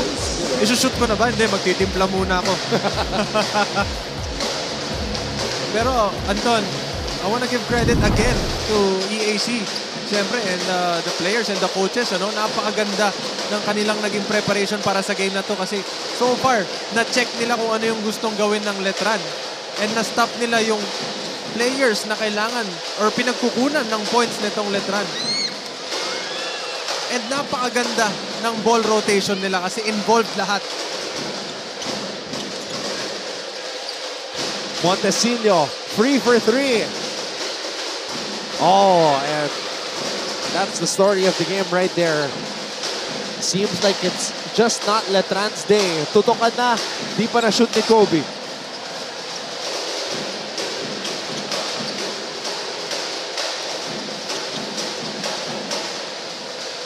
"13 players fielded in by Coach Gerson Cabiltes. 10 of the 13 have scored." Bagay. Yes, and Anton, balikan ko yung sinabi mo na 13 players yung pinasok niya and yung sinabi ni Coach Gerson kanina na ang goal namin is for 40 minutes. Ibigay nila yung lahat. And kaya naman mabilis ang pagpasok at labas nito ni Coach Gerson dahil para ma-make sure din na yung energy hindi bumababa. Coach Gerson very unhappy with what his players did right there. Look at, they're gonna sandwich Havillanar. Bagay just bump Paolo Havillanar at bumangga pa si Paolo kay Loristo. Huling-huli siya doon. Substitution for the EAC Generals. Abu Patsanhon and JJ Shono takes back in for the Generals. 2 free throws for Cal Havillanar and ball possession for Letran Knights. Havillanar sinks the technical free throw.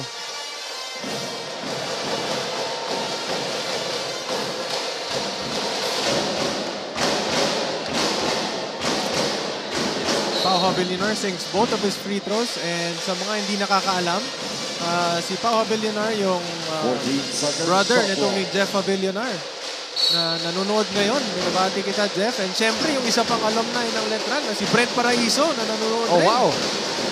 Binabati rin kita, Brent.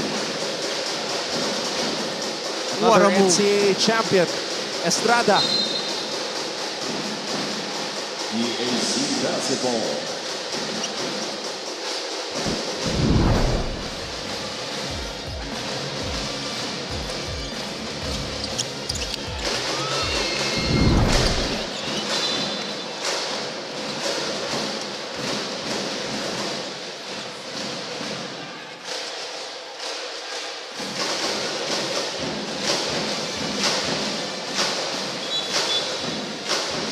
You can see just how bad Coach Gerson Cabildes wants to win this game. On the last out-of-bounds play.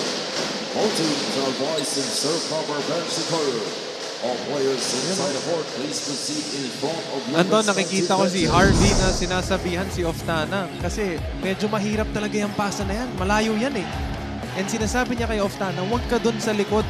Kailangan mong lumapit sa akin para mas malapit yung pasa ko sa'yo. Ma-avoid natin yung mga ganong klaseng turnovers. Which, he has a point. Yan, isa palagi yan sa mga instruction ng coaches natin na kapag may nag-inbound dito and nahirapan yung first receiver, dapat itong dalawang tao na nasa backcourt, dapat sila yung lalapit para kunin yung bola. Now the referees are trying to determine who touched this ball last as Montecillo threw a cross-court pass towards the way of Quahao. At may posibilidad na nahawakan ni Axel ang bola as he went for an interception. So let's see. Okay, so here's the steal by Havillanar. Bola mapupunta kay Montecillo who will throw a cross-court pass to Deo Quahao. Actually, the pass was off the mark already. Parang may contact nga sa kamay nitong ni Axel? Oo. Kasi kung titignan mo yung fingertips niya, medyo nag-iba ng direction. But the referees say no. Again, iba yung angles natin. So, yan yung decision ng referees and we have to respect that. But I will say this. Whether or not nahawakan ni Axel ang bola, the pass of Montecillo was off the mark. medyo malayo nga. Hindi siya papunta kay Deo eh.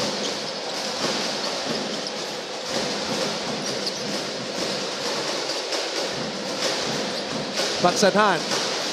Milking the clock. That's a smart move, huh? Staring down Havillanar. In and out dribble. Patsanhan! And Kadaw! I like how Harvey's playing ngayon, Very involved lahat ng teammates niya and nakita niya yung mismatch na nasa kanya si Pau with 4 fouls. Inantay niyang maubos yung oras and made sure na i-maximize yung mismatch. Wow, missing on the step back. What a game Harvey Patsanhan has played. 13 points today. Playing with a ton of confidence. Normal.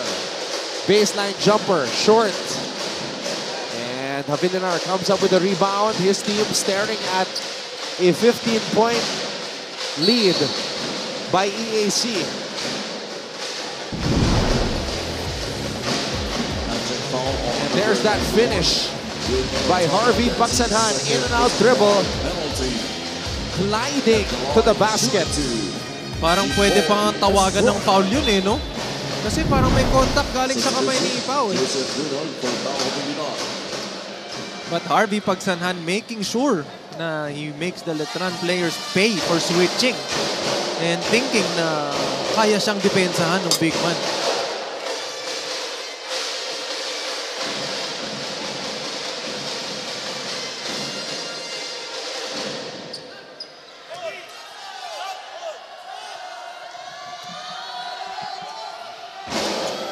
You know, with what EAC did today, other teams now have a blueprint on how to stop Letran. Yes, and also malaking bagay din kasi talaga na wala si Kevin Santos. Kasi yung defender ng EAC na bigs, ngayon pwede silang mas humelp kasi nababawasan yung threat sa loob. Kevin Santos out with a sore shoulder.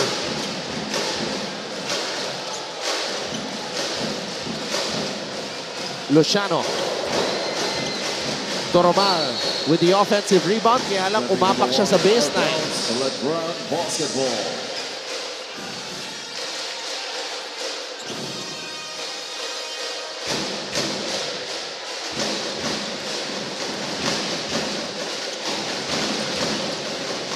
Yan, napakaganda ng depensa nito ni Harvey para kay Kuahaw, making sure na ibaba niya yung bola, hindi siya makakuha ng catch and shoot 3.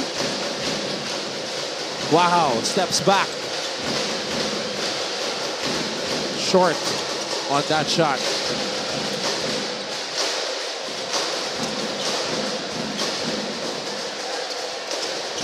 And napakagandang decision para dito sa EAC Generals na hawakan yung bola, ubusin yung oras bago maghanap ng tira. Gurtiza. Estrada with the board. Estrada. Donak.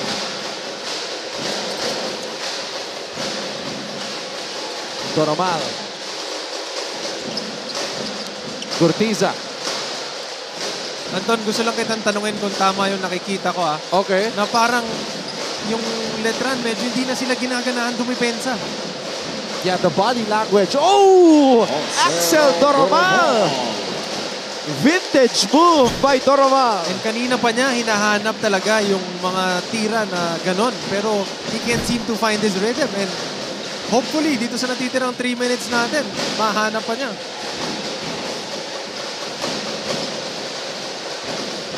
Wow. Fouled and Kuahaw will head to the line for the bonus free throw.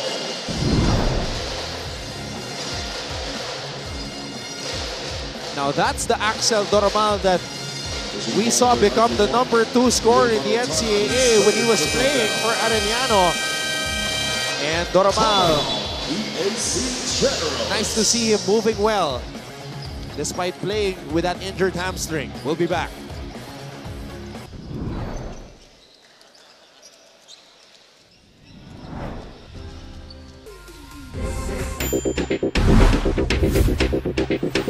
One team that is quietly making a run for the Final Four is Emilio Aguinaldo College. At the forefront of the Generals' attack is fifth-year shooting guard King Gurtiza. EAC running.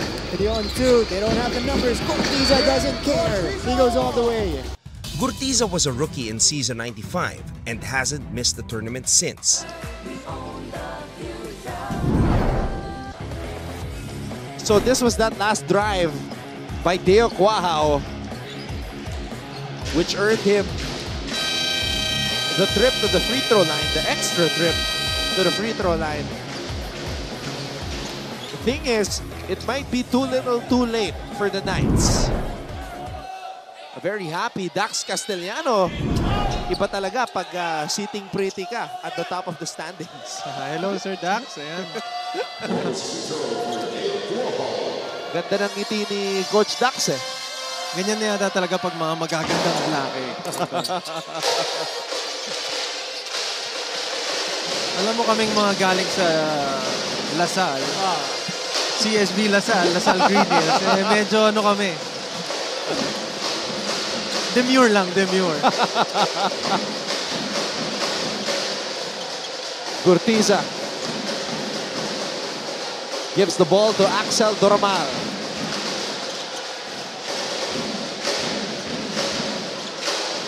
Doromal, will this be the icing on the cake? Because that's what the Generals are just going to try to do here, put the finishing touches on this win.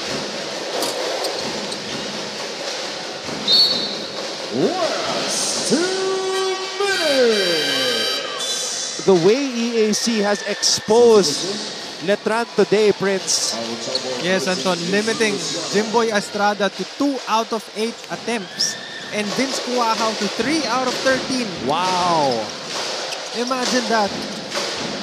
Vince Cuajao is 2 out of 12 from the 3-point line. Props to Coach Jerson Cabiltes and his coaching staff for coming up with this game plan. And syempre dun sa scouting team nila.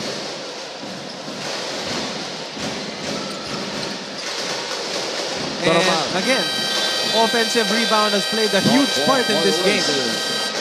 Giving the extra possessions to EAC, limiting Letran's chance para makabawi at makahabol dun sa lamang nitong EAC. 17 offensive rebounds for the Generals, just 9 for Letran.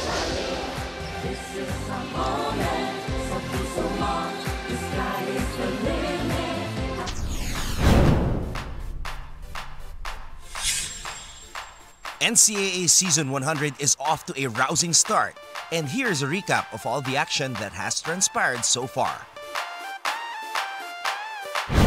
On opening day, the defending champion Sunbetter Red Lions made a statement by dominating the host school LPU Pirates 79-63. In the game that followed,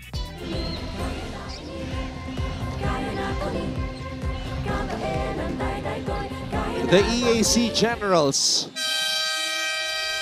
are on the verge of beating the Letran Knights.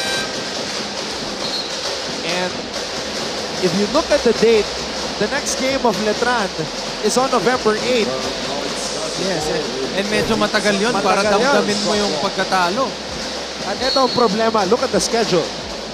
Medyo mabibigat yung mga susunod pa na laban itong Letran Knights. They needed this win today, Prince. Yes, they needed this win kasi crucial yung mga magiging susunod nilang kalaban. You know, EAC is motivated because they could be making history. Hindi pa sila umaabot sa Final Four since they joined the NCAA in 2009. And sa mga hindi nakakaalam, yung mga naging talo nitong EAC, dikit. Nagkakataluhan lang talaga sa dulo. And I think ito yung perfect na time talaga para mag-peak sila, na mahanap nila yung tamang rhythm nila both on offense and on defense, mas-set nila yung discipline na kakailanganin nila para dun sa patapos ng round robin natin.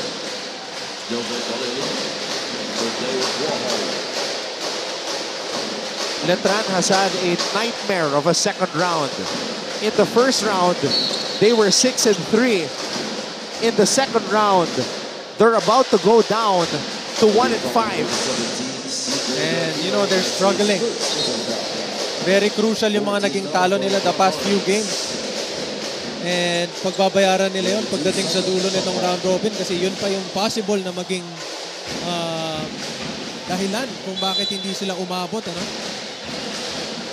Isipin mo, yung panalo lang nila dito sa second round was that double overtime win against San Sebastian, who's the lowest ranked team here in the NCAA. Medyo baliktad yung naging peak nila. Masyado atang maaga. Jimboy Estrada. Estrada with the lay-in, but all of his points coming in the second half. He was scoreless in the first half. And it's really hard to play catch-up.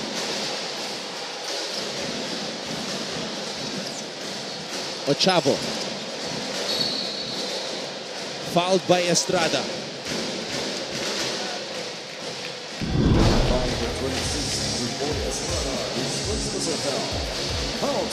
Against San Sebastian, Estrada and Quahao both had 30-point performances. Today, Quahao only has 9, Jimboy has 10. Naubos na ata nila dun sa game na yon, yung ano nila, no? Pero syempre, hindi naman natin pwede alisin yung credit syempre dito sa EAC, sa scouting team nila and sa coaching staff nila for preparing itong napakagandang game plan para sa Letran. Limiting 2 of their best players to 10 points and 9 points coming off from a game na pareha silang nag-30.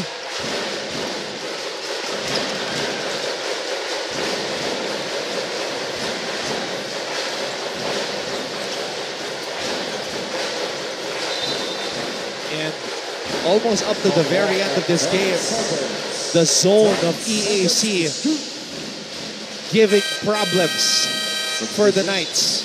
Hindi pa rin nila nagigets kung paano butasin itong zone defense ng EAC kasi changing talaga siya eh.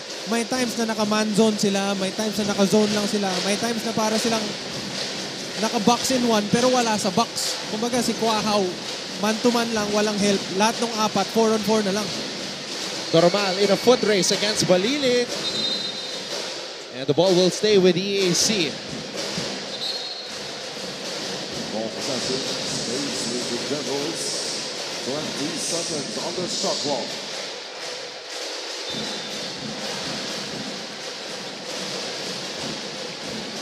Normal. They're just going to run out the clock here. Yes, and I think that's the right thing to do. Congratulations to EAC for a wonderful scouting. Hey, look at them. They're ready to go on vacation. A wonderful game plan laban dito sa Letran Knights. Respect. Hats off to Coach Jerson Cabiltes. Number 4 now in the team standings are the EAC Generals. This is the NCAA. And they will be savoring this win for a week. Sarap ng bakasyon. Pero for sure, Prince, di magbabakasyon yung mga yan. Of course, They will be in the gym. And especially galing sa ganito klaseng panalo, alam nila na tama yung naging game preparation nila. Mas mamomotivate ngayon yung coaches and yung players na mag-prepare pa dun sa susunod nila na game. Which is November 6 against San Beda. So the work will continue, Prince. Yes, and again, it's gonna be a tough game sa mga susunod na games nila. Tingnan natin kung magtutuloy-tuloy ang kanilang magandang preparation.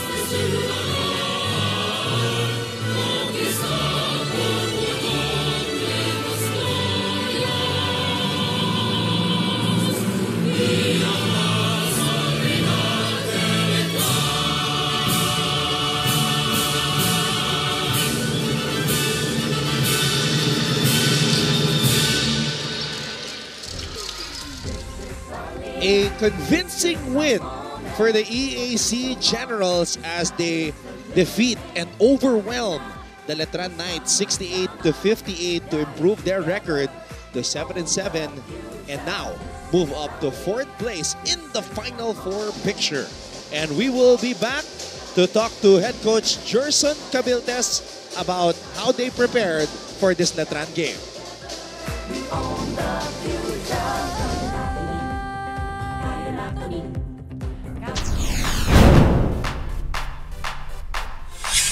Career high performances, shocking upsets, and breakthrough wins. Yan ang mga nangyari sa ikalawang linggo ng NCAA Season 100 Men's Basketball. Nung nakaraang Sabado, bumida si Brian Sajonia sa laban ng San Beda at San Sebastian. 26 points for Brian Sajonia. Gumawa ng 26 na puntos ang Red Lions rookie sa 85-75 na tagumpay laban sa Golden Stags. Sa sumunod na laro, tinambakan ng binil ng EAC 77-55. Nanguna sa atake ng Blazers si Tony Inot na nagtala ng 16 na puntos. Iwan, Inot all alone! Noong linggo naman, nagpakawala ng career-high 28 points si John Barba. Scorer, Ato Barba. For three! Barba knocks it down! Ato Barba! Para talunin ng LPU ang JRU 97-92. At pagkatapos nun, nakapagtala rin ang reigning MVP na si Clint Escamis ng 28 puntos, kabilang na ang isang clutch 3-pointer. Escamis for 3! Clint Escamis! Para pataubin ang perpetual 71-65. Career high din para kay Clint yung 28. Squad is celebrating your win, but what can you say about this victory? Perhaps one of your most convincing wins here in Season 100. Actually, pagkatalo namin sa CSB,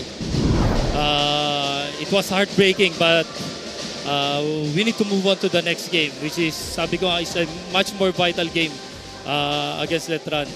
So, the next day, practice kagad kami, we had viewing, and then we run their schemes. So, talagang, yun na, yung focus namin sa Letran. And I told them na, we cannot lose today. Each time na tingin mo matatalo ka, you refuse to lose. That's the mentality that we have going to this game. Tama, Coach. And syempre, gusto ko lang tanungin sa inyo, Coach, ano yung naging pinaka-game plan ninyo in terms on offense and defense ng Letran? Kasi napansin namin, Coach, kanina na grabe yung parang nakasakal talaga yung depensa sa Letran na hindi talaga nila mahanap yung mga regular shots na dapat tinitake nila. Actually, we provided mixed defense. Siyempre, looking at the scouting report, siyempre yung sa offensive schemes nila, saka kung sino yung nasa floor. So that's where we base on our defense. Talagang, especially on Jimboy and Quahaw, talagang nilimit namin as much as possible yung touches nila. Yes, Coach. Ang galing. Coach, in terms of the numbers, Jimboy and Deo, they both average combined close to 30 points per game. Today, you limited them to just 19 points. Jimboy was scoreless in the first half. And that zone defense that you had, Coach, Letran couldn't find a way to get comfortable the way they normally do. Sa scouting report kasi, I specifically watch the games of Jimboy kung saan siya nakakashoot. So talagang ayaw ko makapunta siya dun sa mga sweet spot na tinatawag natin. So once he gets there, talagang automatic ang taas ng percentage niya sa 2 points sa mga short 2. So as much as possible, if he's gonna shoot, kailangan sa 3 points or long 2 ang ibibigay namin sa kanya. And in terms naman, Coach, of Quahaw, napansin ko din kanina, no, na sa tuwing lumalabas si Jimboy sa court, para kayong naka-box in 1, pero walang box. Yung tao ni Quahaw, wala nang pakialam dun sa iba. Kumbaga, 1-on-1 tayo dito, kayo dyan, mag 4-on-4 kayo, bahala kayo. Yeah, kasi floor spacer si Quahaw. If you're gonna go help side on him, definitely he's a catch and shoot, quick release shooter. So, ang gusto ko mangyari doon is talagang naka-box kami on Quahaw on that specific time na wala si Jimboy or wala si Quahaw sa loob. Coach Gerson, we're down to your last couple of games in the second round and in the elimination round. You have a chance to make history this season because EAC, since joining the NCAA in 2009, has never advanced to the Final Four. You have a great chance to do it this season. Now that you are in the 4th spot, what will you do during this short break to prepare your team for this push for the Final Four? Last 4 games. It all boils down to these last 4 games. So definitely we just have a rest tomorrow or the next day. Siguro 2 days break kasi November 6 yung game namin. So definitely we're gonna hit the wood already for our practice. Preparing against San Beda, definitely talagang naglalaban na sa pwestuhan yan. So we're gonna go all out. Our dream of making to the Final Four still lives. So we're not gonna waste it. We're gonna take this opportunity and we're gonna go hard. And so far, naging maganda kasi yung pag-peak ninyo, coach, nag-uumpisa pa lang. Unlike yung pagkaka-explain ko nga, may mga teams na medyo napaaga ng konti yung pag-peak nila. And ngayon, medyo bumababa yung quality of basketball nila. And I think, malaking bagay din dyan, coach, syempre yung scouting ninyo. And again, kita naman natin sa game kanina kung paano kayo nag-prepare and kung paano nyo talaga na-check yung mga dapat nyo ma-check para dito sa Letran. And syempre, congratulations, coach, sa game na yun. Well-deserved win. Coach, you can greet everybody who are watching right now and supporting you guys all the way. Thank you to everyone who supported the EAC, to the EAC community. Kay President Campos, kay Dr. Lorenzo, maraming salamat. Kay Jumbo Plastic, Boss Jimmy, kay Coach Steve. Kay Mayor Art Celeste, kay Boss FJ, maraming salamat. Boss Raymond, Power Hoops, maraming salamat. And to everyone sa EAC, rest assured, gagawin namin ang lahat para makapasok sa Final Four po. Maraming salamat po. At this point, EAC is now in the Final Four picture with a 7-7 win-loss record. Coach Gerson, we'll see you on November 6 against San Beda. Yes, salamat Coach, congratulations. Thank you. All right, we will take a break at magpapatuloy ang ating post-game coverage dito sa NCAA Season 100. Don't go away.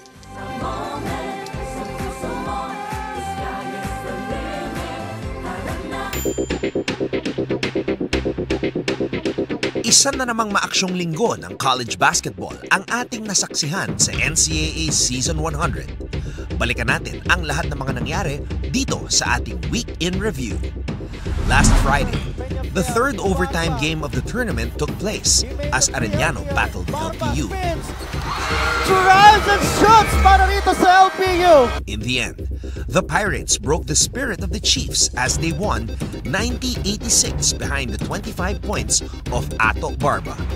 Also that day, Mapua outclassed Letran in the Battle of Intramuros 77-62. Chris Hubilla had a breakout performance with 18 points and 12 rebounds. Chris Hubilla will take off. Over the weekend, Perpetual notched another victory, beating EAC. And then the 19-year-old from Santa Maria, Bulacan. Game coverage dito sa NCAA Season 100 live sa Heart of Asia and all of our online platforms sa NCAA Philippines on Facebook and YouTube. Anton Rojas standing alongside Prince Rivero at kasama namin ngayon ang player of the game, Harvey Pagsanhan, 13 points, 5 rebounds. Harvey, ikaw yung nag-set ng tone para sa iyong kupunan. Simula pa lang, you were very aggressive. What was the mindset going into this game knowing that it was a virtual battle for the number 4 spot? Ayun nga, sabi ni Coach na kung gusto talaga namin makapasok ng Final Four, kailangan namin talunin yung Letran, which is sila yung kalaban namin sa pwesto. And then yung preparation ngayong game, mindset ko lang talaga na ma-stop yung scorer sa kabilang team. And then yun nga, sa leader, yung aggressiveness, kailangan ko talaga simulan. Kailangan sa akin magsisimula talaga. Okay, ito naman yung question ko, hindi to normally tinatanong. Pero yung, anong iniisip mo sa tuwing umaatake ka tapos babanggay mo dun sa taas? Dun kayo nagkikita. Anong mindset mo dun? Yun siguro, lagi lang ako go hard. Tsaka mas gusto ko talaga pag may contact sa ere, mas nababalance ko yung tira ko. Napakaganda, napakagaling. We have a question about balance later on. But before that, I want to ask this. Maganda ang kwento mo, Harvey, sa pagpasok mo dito sa NCAA as we see some of your highlights here. You played for Coach Gerson Cabiltes in high school, but you played in a different college. Nag-separate kayong dalawa. But the connection has always been there. The friendship never wavered. When you found out that Coach Gerson was going to be the coach of EAC, you said you want to play for him again. Now that you are playing for him again, how much does this mean to you and to him that you have a chance to make history to lead EAC to the Final Four for the very first time? Ayun nga, nung nalaman ko pa lang na magko-coach si Coach Gerson sa EAC, nag-message agad siya sa akin na wala ka na iba pupuntahan, pupunta ka sa akin. Tapos yun yung una na sinabi kagad na season 100, goal talaga natin mag-Final Four. Yun yung pinaka-best time para sa atin na makukuha yung Final Four. And alam mo yan, isa yan sa mga pinaka-sweet na feeling, yung player and coach na relationship na hindi nawawala all throughout. Doesn't matter if maaga kayo naging magkasama or medyo late na kayo naging magkasama. Yung relationship na meron dyan, hindi talaga mawawala. And very sweet yan. And syempre, may chance kayo na makapasok ngayon sa Final Four. Itong bakasyon na meron kayo ngayon, pinag-uusapan namin kanina ni Anton na ang sarap na sa pakiramdam na manalo. Tapos ganito kahaba yung break. Masakit to para dun sa matatalo kasi medyo matagal yung nilang dadamdamin yun. Ano magiging preparation mo, syempre, personally, dito sa break na to? Coming papunta dun sa game nyo sa November 6. Siguro stay focused lang kami sa next game namin and siguro wag namin pabayaan yung sarili namin kasi mababaliwala lahat ng panalo namin kung matatalo kami sa mga susunod na games namin. So kailangan namin mag-focus talaga. Alright, so we have a very important question right now, Prince and I, because we have been wondering and talking about this for the entire season. You probably have the best posture among all the players dito sa NCAA. Yung likod mo talagang straight back. Kapag nag-drive ka, straight back. How did you maintain this perfect posture? Siguro inborn siya kasi yung dad ko, ganun talaga yung posture ng katawan niya. So siguro dati payat ako pero nung medyo tumatanda na, medyo lumapad yung katawan ko, pero ganun pa din yung katawan ko. Kaya kitang-kita mo yung core niya pagdating sa taas, hindi man lang lumiliko, kahit na anong bangga, diretso pa rin Trinay ko yun dati, pero bago pa ako umakyat, naitira ko na. Yun pa rin yung discarded doon Yung discarded doon. Alright, Harvey, pwede mo na batiin lahat ng mga sumusuporta sa'yo. Unang-una, binabati ko yung EAC community na lagi sumusuporta sa amin. Si Jumbo Plastic, si Boss Jimmy, si Coach Steve, yung family ko sa probinsya, si Mami, si Daddy, mga pamangkin ko, kapatid ko. Yung girlfriend ko nanonood lagi, si Shara. Binabati ko din si Pong Antonio, anak niya, family niya. Tsaka si Melon of Letran. Ayan po. Player of the game, Harvey Pagsanhan. Enjoy the break, Harvey, and we'll see you on November 6. Thank you. Congratulations, my friend. Thank you. Right. Good game. Let's turn it over now to Riri Khalid na kasama si Kyle Ochavo. Alright, Anton and Prince, I am with Nino Ochavo, and naman, both of the teams came from a loss at sila yung nag-away for today's game, pero gusto ko lang maitanong, what was your motivation or what was the motivation of the team para maagaw ang panalong to mula sa Letran Knights? Simula nung pumasok kami simula nung nag-start tong season 100, talagang goal namin is to makapasok sa Final Four talaga. Yun yung goal, wala nang iba. Alright, so I think this day nakamit niyo yung goal na yun. But also, what do you think? What strength do you think that separates your team and why from the other teams? Yung depensa namin, talagang inaral namin, tsaka tinatrabaho namin, tsaka iniinsayo namin sa court namin. Yun. Okay, nice one. Pero eto, medyo few games na lang tayo remaining with the second round of the eliminations dito sa NCAA 100. Pero papalapit na nga ang F4. Kayo ba, ano yung mentality na dadalhin ninyo sa Final Four? Kung sakasakali, kung paghihirapan natin yan syempre, pero kung sakasakali, anong mentality ang dadalhin natin? Mentality namin is to win every games talaga. Talagang para makapasok talaga kami sa Final Four. Yun lang talaga yung goal namin is makapasok sa Final Four. Actually, I agree with you kasi kanina nakausap ko si Coach. Sabi niya, we refuse to lose. Pero are you ready for more? Kasi I think and I believe si Anton and Prince may itatanong pa sa'yo. Anton and Prince. Okay, simple lang yung tanong ko. Ako muna, Kyle. Ikaw ba yung pinakamabilis na player dito sa NCAA, court to court, pag hawak mo ang bola? Hindi ako sure, pero yung gusto lang ni Coach is pag na-rebound na ng big man, dapat kunin ko na, tapos diretso na ako sa pass break. Yun. Kasi meron kaming debate ni Anton Actually, hindi lang ngayong game. Matagal na pinag-usapan namin kung sino yung sa tingin namin, yung pinakamabilis na gwardiya na kayang itakbo yung bola, pababa at kumuha ng layup. And so far, you didn't disappoint. Oo. And syempre, yung question ko naman para sa'yo, nakita ko kasi bago pa lang mag-start itong NCAA Season 100, yung mga videos na pinopost mo, yung preparation mo for this season. And gusto ko lang tanungin sa'yo na paano mo siya na itutuloy-tuloy and if kung nasi-share mo ba siya sa mga teammates mo para sabay-sabay kayong umaangat? Yun talaga yung goal ko is popost ako sa Facebook para makatulong din sa ibang tao. Especially to my teammates, talagang na-encourage sila sa akin na mag-ensayo pa.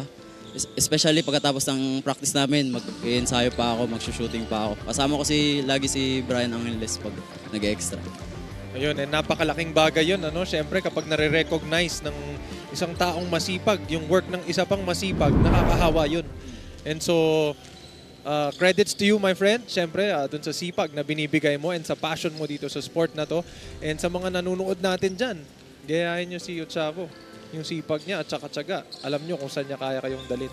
Tsaka may extra layer pa kay Kyle kasi pinopromote niya yung sarili niya, which I think is very important nowadays, especially to the Gen Zers. Yes. So Kyle, Mr. Fire Content Ochavo. Yan ang isa sa mga tawag natin sa kanya ngayon because he always brings out fire content. Alright, Kyle, you can greet everybody na sumusuporta sa iyo ngayon. Binabati ko nga pala yung EAC community. Salamat sa lahat ng mga sumuporta. Especially sa mga guro ko, si Sir Robin, si Ma'am Mel Grace, tsaka yung din namin sa marketing and sa HM din. Especially family ko sa Cebu, si Sarah Ochavo, mama ko, papa ko, si Michael Ochavo. Especially ang kapatid ko, Klein Ochavo, sa lahat ng sumuporta. Salamat po sa inyo. Ayan, good luck, Kyle. Congrats on the win today and we will see you November 6 against San Beda. Kaabang-abang na laban because imagine if they can slay a giant, if they can get one against the defending champions, that more or less might secure their spot in the Final Four. Yes, and again, nabanggit nga kanina ni Coach Gerson na kakailanganin talaga nila bawat panalo sa mga susunod kasi mababaliwala itong panalo na to kung hindi nila maipapanalo yung next. Can you imagine? 53 rebounds. Naramdaman ng Letran yung absence ni Kevin Santos dito sa laban na to. Yan yung sinasabi natin kanina. Kung sa mga hindi nakakaalam, yung presence, the mere presence lang ni Kevin Santos sa loob can push yung mga big man netong EAC palabas na wag na natin kunin kasi makukuha niya na yan. Pero dahil wala siya, napakalaking factor nun para sa EAC para ma-dominate itong rebounds and syempre, ma-maximize nila yung help nila para kay Estrada and kay Quaha. Props to the entire coaching staff of EAC, especially Coach Gerson. He was telling us he does everything. He does his own scouting, does his own research. And we see him here at the Phil Oil Oil Center doing just that. As we see, Pagsanhan led all scorers in this game with 13. And syempre si Ochavo, hindi natin maaalis sa kanya yung 3 offensive rebounds na kinuha niya. Very crucial yun kasi yun ang mga nagbibigay ng extra possession para dito sa EAC. And syempre, extra energy sa tuwing nakakuha ng offensive rebound. So now, we update our team standings at ayan na po, pasok sa top 4. Ang EAC, you see that yellow line separating the final 4 teams. Well, potentially, ang nakapag-clinch pa lang yung Benilde and Mapua, and then the bottom 6. Yes, and kung matatapos ngayon yung round, ito na yung Final Four natin. Yep. Pero meron pa tayong 3 or 4 games per team na natitira, and syempre magiging importante yan, especially dito sa mga medyo malapit dun sa yellow line natin kasi hindi pa sigurado yung spot nila sa Final Four, and every game talaga counts. And so, yung preparation nila para sa isa't isa, doon magmamatter yun. And maraming teams ang nakakita ng preparation nito ni Coach Gerson para sa Letran, and they can use the same thing na ginawa ni Coach Gerson para ma-check itong Letran. But I'm also sure that Coach Alan Ricardo will try to devise a counter. Ngayon na nakita niya na na-expose sila in this game, he will surely study him and his coaching staff and will try to develop some sort of strategy in case they see another zone like that again. Yes, and that's the beauty of basketball. It's the never-ending change and never-ending growth. Kasi per game, hindi pwedeng wala kang matutunan. Lahat yan meron natututunan, especially yung coming off a loss like this. And syempre, yung galing ka sa game na napakaganda eh. May 2 kang players na naglalaro ng best games of their lives. Syempre, di ba? Going 30 each, syempre. And then now, entering this game, nahirapan sila dahil dun sa depensa na pinakita nitong EAC at saka yung scouting na binigay ng EAC para dito sa Letran. And yun mga bagay na yun yung pwede nilang pagkunan ng mapagtututunan and growth nila, syempre.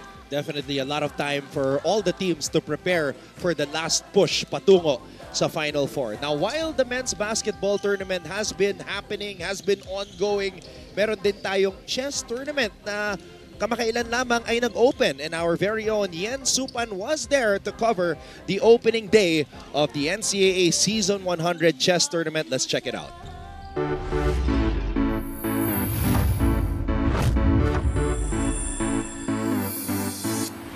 Hello mga kapuso at mga ka-NCAA. Ako po si Yen Supan, isa sa mga courtside reporters ng NCAA Season 100 at nandito tayo ngayon sa Ayala Malls, Manila Bay para sa opening ceremony ng NCAA Season 100 Chess Tournament hosted by De La Salle College of St. Benilde.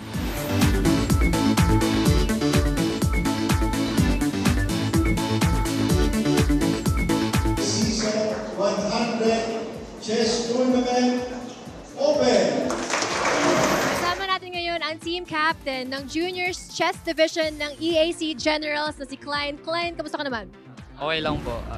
Excited po sa magaganap na Season 100 NCAA. Sobrang excited, napakasaya pa kasi it's been my first time playing NCAA 100. Napakaganda po ng taon na to. Feeling great po ako ngayon. And napakasaya ko po since last season ko na po to and I still get the opportunity to play. We are here with Sir Dax, the chairman of the NCAA Season 100 Chess Tournament. Sir Dax, what can we expect from this season? It's going to be a very competitive season, just like every season. Siyempre, ito yung pinagandaan namin buong year kasi last year, fourth lang kami. Nalaglag kagad kami sa first round ng semis. Kaya ngayon, mas pag-iigihan namin. Okay, so ano yung game plan nyo para sa mga laro nyo today? Yung game plan po namin is sinunod po namin yung tinuturo po ng coach namin na mag-prepare lang po sa opening. It's a grand event indeed. Paano ba naman ang guest speaker ay ang Asia's first Grandmaster Eugene Torre? During my time, there was no... chess was not included in NCAA. So, we only had the intercollegiate chess tournament, but it was not official, not recognized by the school or the university. Good thing, for almost 50 years now, chess has been finally recognized to be part of NCAA. All competing schools are fired up kahit sa opening ceremonies pa lang. Sino ang biggest threat ngayon ng Juniors Division ng San Beda Red Lions? I think po, yung biggest threat po para sa amin ngayon is yung previous champion po na LPU po. On a scale of 1 to 100, gaano kayo ka-confident na made-defend nyo ang championship ng school nyo? Para sa akin po, 100 po. Confident po kami na ma-defend po namin yung title namin. So I heard that you are an alumnus of Mapua University. Do you think that the Mapua Cardinals will bag the championship for this season 100? Well, I would be happy if they could land on the top 3 sa podium because very tough ang competition now. Sa tingin mo, Paolo, ano ang school na biggest threat ngayon sa Mapua Cardinals? In terms of stats, perpetual data kasi I believe parang 3-peat champion na sila or 2-peat champion. On a scale of 1 to 100, gaano ka confident na mariretain nyo ang championship title? Maybe 90% na sure na mariretain namin. Pero kailangan pa rin mag-hard work papunta sa taas. Yung game plan po namin is na pinaghandaan po namin yung kakalabahin po namin which is perpetual po, which is naghanda po kami ng mga opening and end game po para sa kanila.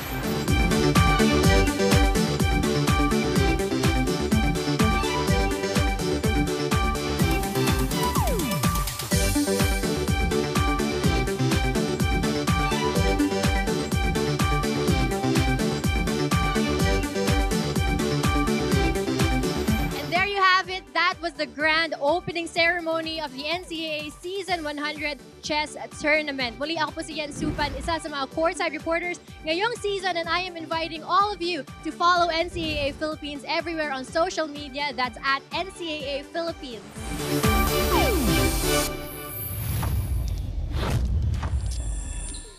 So nice and happy to see an absolute legend, Grandmaster Eugene Torre, grace the opening ceremony of the NCAA Chess Tournament. Siyempre, kitang-kita naman natin talaga yung preparation ng ating mga manlalaro ngayon. Nagpe-prepare pa sila ng mga openings and para sa mga end games nila ng mga moves para sa mga bawat kalaban, and may strategy din sila para dun sa mga makakalaban nila na defending champion, yung mga possible na paangat pa lang.